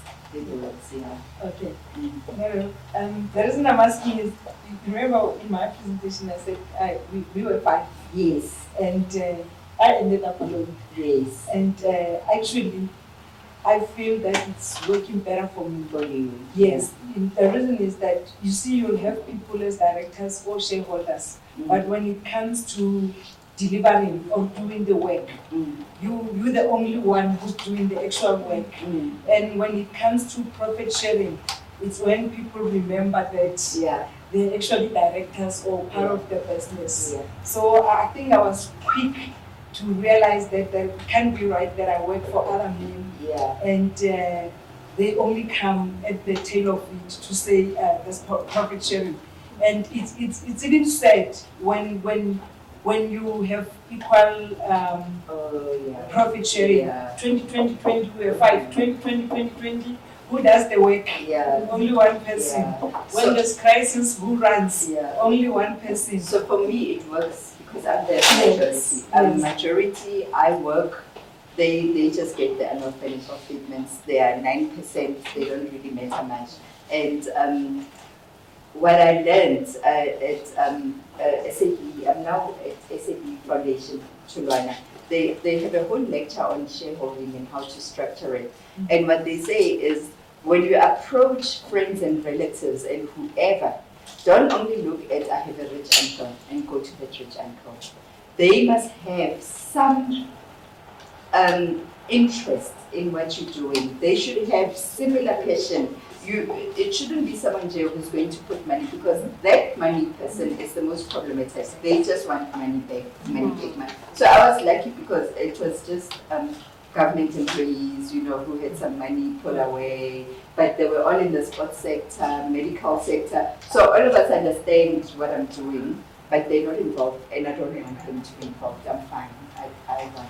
Yeah. And then the second thing, what advice would you give to somebody who's in business and still employed?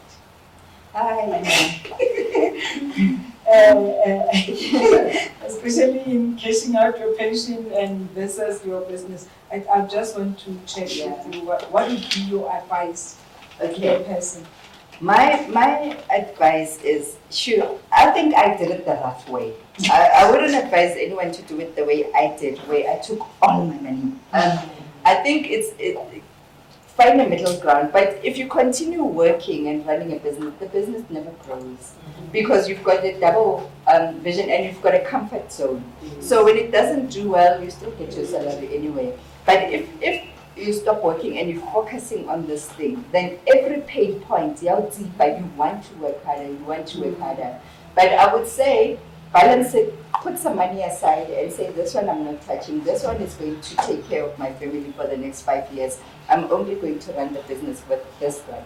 And then push with this one. I think that's how, if I could do it again, I would definitely not take all my money and put it in. I would probably look for a smaller place, have smaller equipment, start small and then grow. I wouldn't start the way I did. Now I just wait. Yes, yeah. So being employed, I don't think it works. I've seen many people who are saying it's a side hustle, but for how long? If you want to keep it a side hustle forever, in that it's the money for bread and whatever, that's fine. But if you see it as a business with potential, you can't run it from 5 to 8. It never grows. Because every time it's uncomfortable, you just continue with your normal work.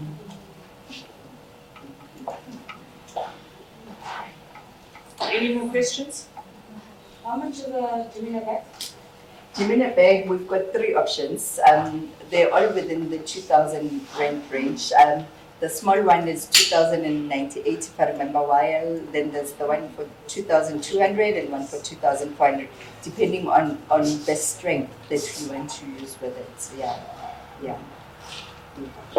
So it's a power bag.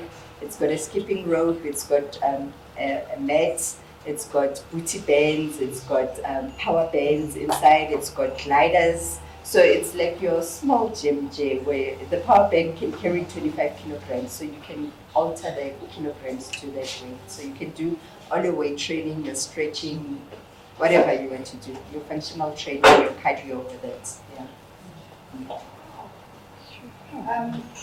If I may ask, would you say that qualification in business is important for everyone that wants to grow their business? The reason I'm asking is because we've seen a lot of people with passion starting their businesses, but they'll start and it hits hard, and then along the way it just fails. And then you question that why is it failing? Is it because maybe they just started based on their passion, or they lacked maybe the academic side of it? Is it really important to balance the two, or can passion feed the business all the way? Personally, I think it helped me because I didn't make a lot of stupid mistakes that I see other people making because I've got the academic background as to what to do and how to do it. You know, when passion gets to a point where sometimes you think, you know, and if you don't have that background that tells you that, no, actually you had a 3% growth this month, I'll shine, you stay, maybe, you know, and you're able to project, you're able to read your financial statements, you're able to pivot, those are the things that you learn in business school. You don't have to go and do an MBA. That I wouldn't say. Just go for those small skills training things, you know, join Black Umbrellas, join SAP, like I'm in SAP. You know, you don't have to go to school and sit at a desk, but you need that because those people really teach you the practical part and how to analyze, because with a business, you need to be able to analyze it every day, you know. My administrator knows that every morning she must send me the number of people in the gym who are members, because I need to analyze, I need to know. If she's saying yesterday 4 people joined, we are now at 1,014, I should be able to project that. That means by the end of the month we're going to make this amount. It means I can't pay the telephone line. It means I must be able, so you must be there. But if you don't have the academic knowledge and that business knowledge, you wake up 29 when you must pay salaries and you're like, oh my way. You didn't see all along that you were not paying. You know, it's those kinds of things. And those are the things that break you. Because then your good employees leave, things fall apart because you're not managing it properly. But now by the 7th of the month, I can already see that month end, we're not going to be able to pay salaries. I can already start talking to people, please, I'm not going to pay you this month, I'll pay you double next month. I can do that, then I can keep you. So I think it helps. It really helps. But I wouldn't say go do your MBA. I would say go for the business skills type of training. Yeah. No, I think that is also key, but also with your suppliers and stuff. You look at saying, how do I negotiate my credit terms? As you know, and most suppliers, okay, the travel industry is that most suppliers were 30 days from date of statement, which then gives you a leeway as well to say, okay, at least I can fall or I can follow short here. But you need to be able to, you don't have to be an accountant, but you need to be able to read your financial statements and say, okay, this is where we at. You need to be able to read your income and balance statement and say, this I can see here. I mean, FNB has this nice system, if you bank business banking with FNB, where every month they will send you, irrespective of whether you have an accountant or not, they'll send you your management accounts, and you are able to, and they also sit and they project for you to say, this is your budget projections for the next 12 months, and this is how far behind you are, so you need to be able to read that and not just see a graph going like this. You're like, I wonder what that line is. You need to know what that line is and where that line is going to take you and how do you improve from there. But I think most importantly as well is you need to know your break even every month. You need to be able to know your break even every month. You need to know, where do I hit profitability? And if I need to, I mean, I've got rent to pay, I've got salaries to pay, I've got suppliers to pay, and if that works out to 100,000 Rand a month, you need to make that 100,000 Rand a month before you can even. And I think a lot of small businesses as well, where people start up and they make the mistake of, when the money comes in, they spend it. Make sure that you pay yourself a salary and live within that salary, whether that money is in that bank account or not. Look at it as if it's not yours and work within that. Because a lot of, especially small businesses, fail or fall because money comes in, the G-Wagon comes in. And then month end, you can't pay your staff, you end up with no staff. And remember, the reason you have staff is because you can't do everything and you're not an expert in everything. So you need certain people who can handle certain things for you so that you are able then to still go out and look for business, as opposed to being so operationally involved that you're not growing the business, you're just maintaining what's inside. Any more questions? Yes, I'm not asking a question. I had promised myself I'm not going to say anything today, but I feel I would have failed myself and everyone in here. I think there's a question that came about going to study, academics, whatnot. My boss always says, if you don't read, you can't lead. So I think it's important for each one of us. I know there's someone from football, there's someone from squash, there's someone from rugby. You need to know your environment. You need to read about your environment. You need to understand what's going on in your environment, because largely, I think as women, I'm not too sure whether this thing is cultural or what.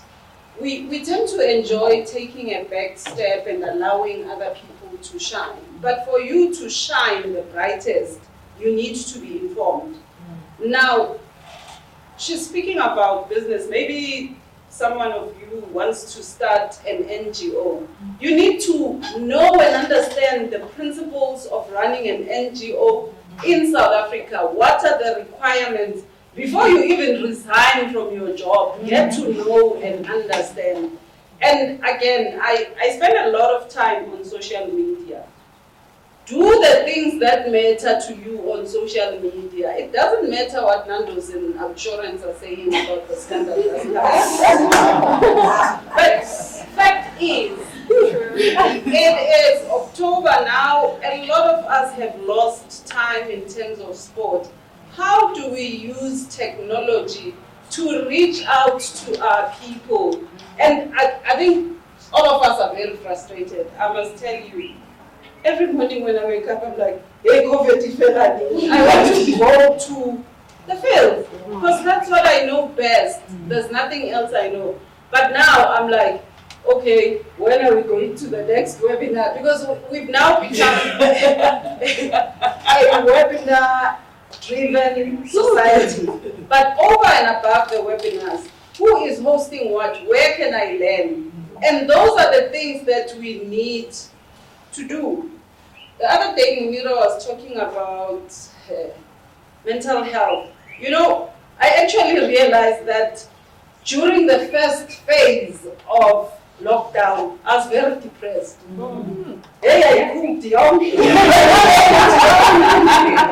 Because honestly, you woke up, you were in limbo. What am I going to do?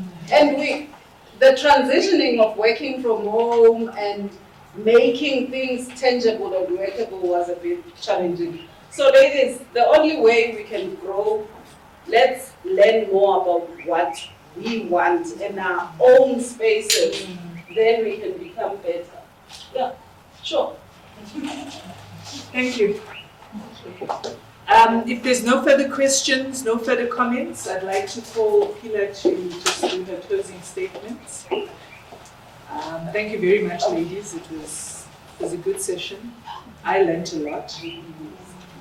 I hope we were able to empower and help in some sort of way. And yeah, we're still around. Yeah. Just before I thank everybody, can I ask the speakers, Hajira, Joyce, Moonira, and Nomsa, can you please just come up? With your masks. Yeah, with your masks. All right, ladies. I just wanted to officially thank our MC / presenter / everything, and Moonira always behaves that way. When you have her in your corner, you have a multidisciplinary person. So Moonira, thank you so much for your insight. Thank you for steering, guiding. I know it was tough, but thank you so much. You did a sterling job as an MC. Thank you.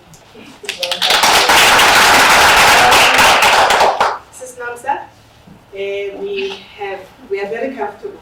I think the ladies are socially distanced. Outside is great scenery. Please extend our gratitude to Hitler, the ladies that cleaned the venue, the security that guarded us, and everyone who was involved in making sure that we had such a comfortable stay. So, Sis Nomsa and your team, thank you.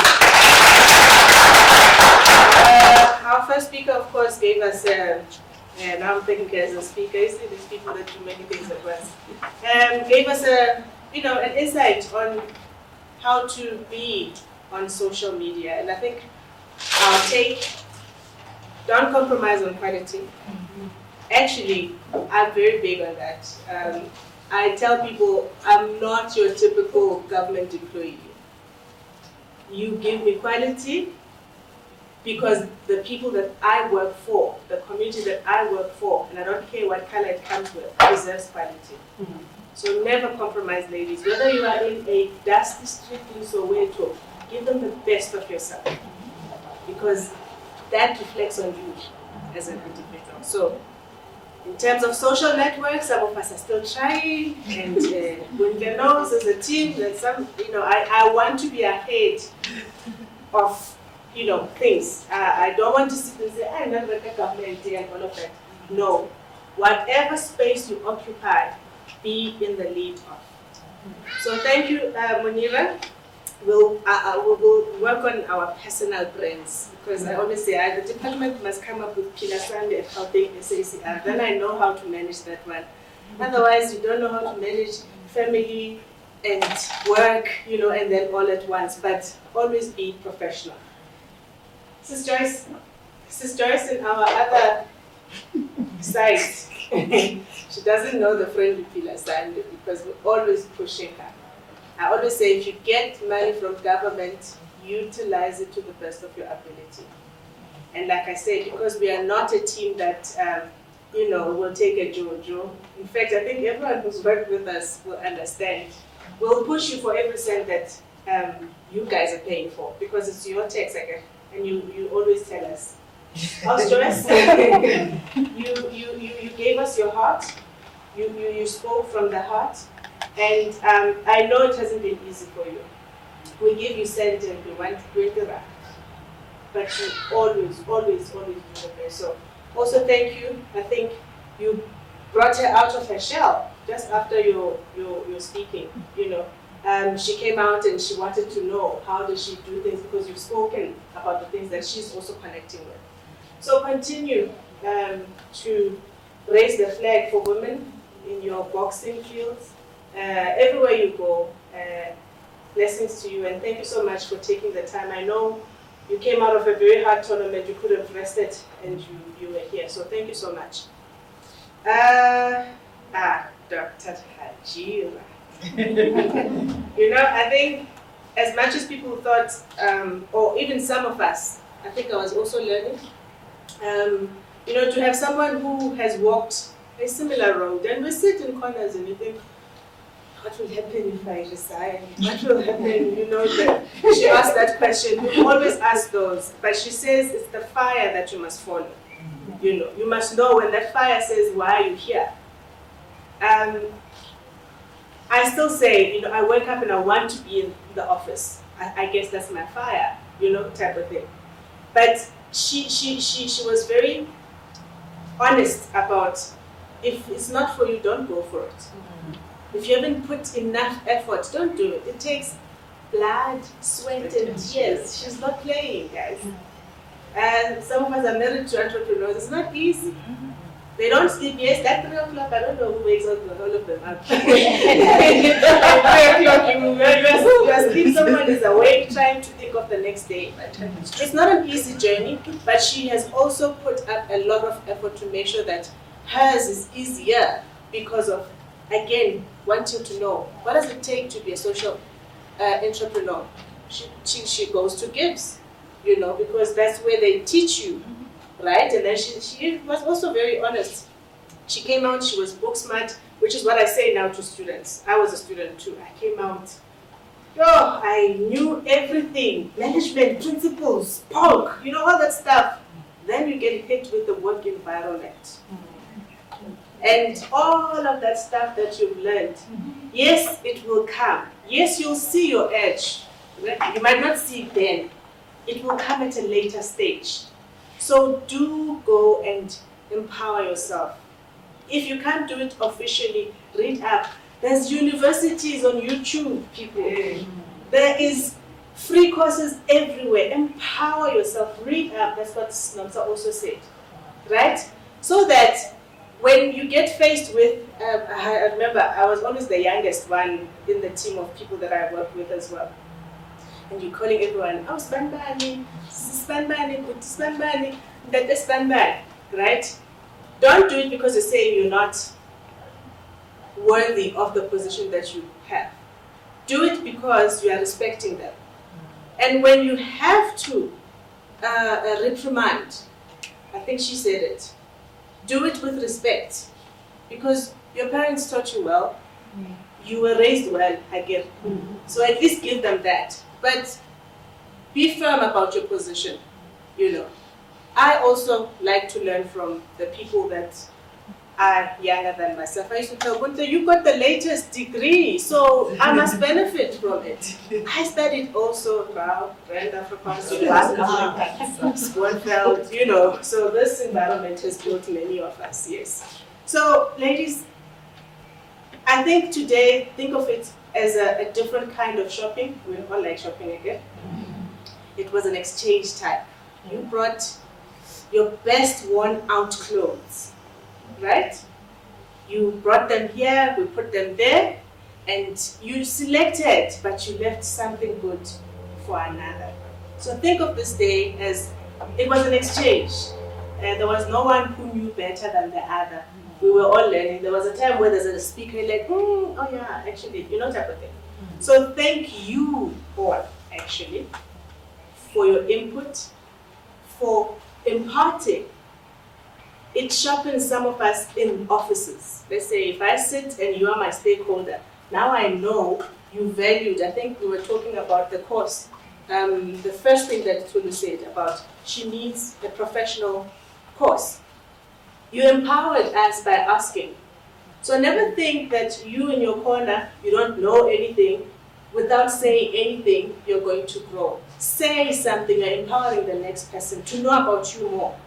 So thank you to each and every one of you for waking up firstly, occupying the space. It's a new thing. We are all going to make it what it will be. So there's no, we're going to A, B, C, D. We're going to keep one another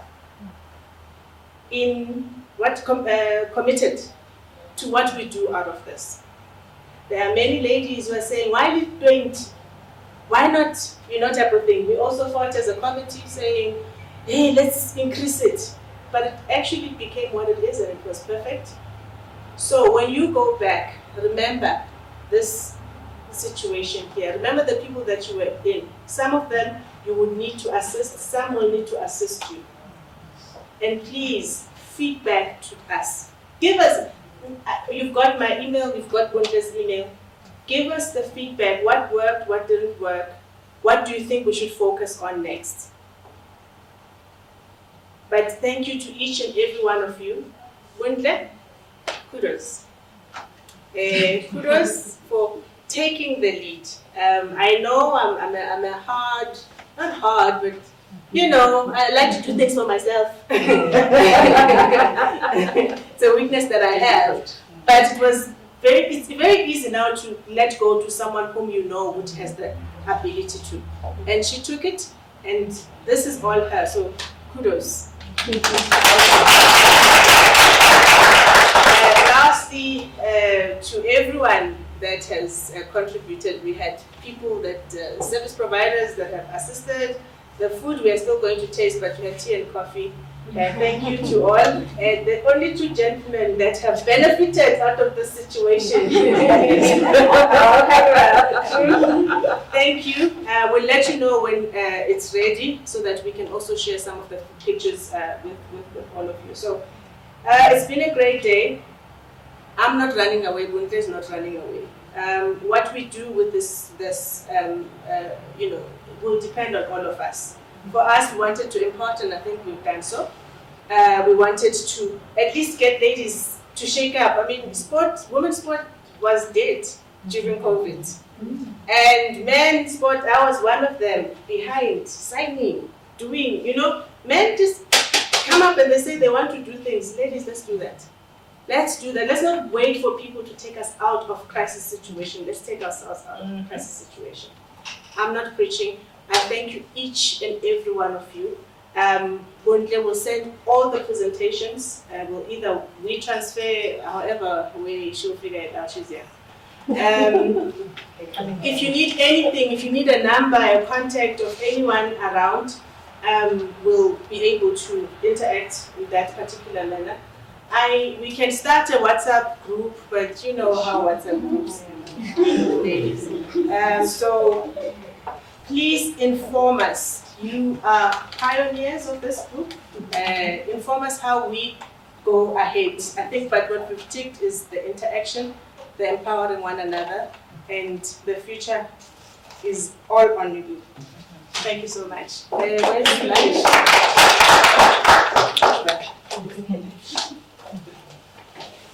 That was off duty.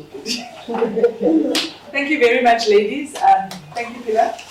So, ladies, lunch, out the door, where the muffins and the coffee was and everything else, that's where lunch is. And what time are we leaving? After lunch. After lunch. From now, you are interacting. Networking. Thank you so much. Thank you.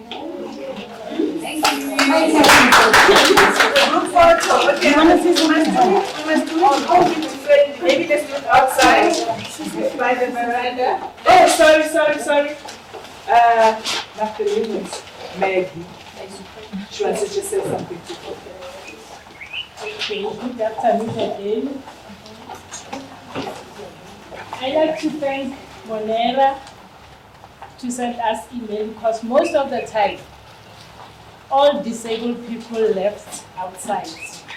So I just want to thank Moonira for calling us to come and join the workshop. I say thank you very much. Make it always not ends today. Because I supposed to go to the funeral and I say, no, I will go there, I'm coming. My sister will go to the funeral. I'm going to workshop because I like it. And second things, I just want to let you know that darts is a sport. That is a sport, even if it's an indoor sport, but we need more ladies because most of the time I go with a man to where I go. And we've got the challenges because every year we've got the tournament at we change. Most of the time we practice at Jimiston and then at Dingwit. Other Wednesday we change because there's other for Gauteng, West Rand and Pretoria also. Sometimes they come to West Rand. Sometimes we go to Jimiston for Joburg. Sometimes we go to Pretoria. We practice every Wednesday, but since it was COVID, yes. Last year, as I said, there was only a woman with a man goes to Belgium to play darts. And then after from Belgium, it was made, it was a sports at Santel. So Sneka came there every year. So we were participating there always. And then in September, every September is a tournament for that. We go there, even when we go to Belgium, we pay for ourselves 28,000 there for everything. We pay from our pockets because it's our passion, we like it. So I didn't see that money, I spent that money because I like it. And I want to empower other ladies to come, no matter you are able or disabled, because most we work with the disabled. But there's an organizer at Pretoria for all of us, able and disabled. We can join us, please. That is very, very nice. Thank you. Thank you very much. I think, working together is very important for us to make sure that women within the disability sector are included in everything that we do. So we work together with Gauteng Sports, Arts, Culture and Recreation and all of us just to make it a possibility and to make it work. Thank you. Thank you, Mama. Outside, ladies, we can do it without a mask, but let's just not stand next to each other like we normally do when we take pictures, okay? Okay. Hello. How are you? I'm fine, thank you. Just to ask you to give us your name, your structure that you come from, and then from there, just tell us what you take home, the outcome of the workshop. What was important to you, and what did you enjoy about it? My name is Kira. I am the head coach of JVW's first team. And today was a wonderful day with a fantastic room full of experienced women. Real big takeaways from today, things like authenticity, having a strategy, really backing yourself, and as women to support other women. It's not about necessarily, always breaking people down or being jealous of other people. It's more about really giving someone that hand up, because if you give that hand up, eventually it'll come back in return. All right, thank you so much for attending the workshop, for the attendance. So, brilliant. Thank you guys, and thank you for creating yet another amazing platform in Gauteng. Hi, how are you? I'm good, and you? I'm good, thank you. Can you please tell me what is it that you're taking from this workshop? Okay, I'm taking a lot from this workshop. Women in sport needs to come together more often, because really we're facing the same problems and sometimes we don't know how to deal with it. So what I'm taking away from this workshop is that you can use social media to your advantage. And you know what, when, like Moonira said, you don't have to respond to everybody on social media. It's not your responsibility, because you have to do life as well. And lastly, I would love to say to the ladies, thank you for inviting me. And yes, you need to stay in your lane, but you must slay in your lane. Yes. Yes, go. Thank you so much. Thank you. Hi. Hi. How are you doing? Good, and yourself? I'm good, thank you. So I just want to know, what is it that you're taking home from this whole experience? There's a lot that I'm taking home with. A lot. I don't know where to start. Eh? Start from the beginning. What is it that stood out for you? What is it that you've learned and you feel that you're taking it home with you and you're saying, on this one, I'm going with it?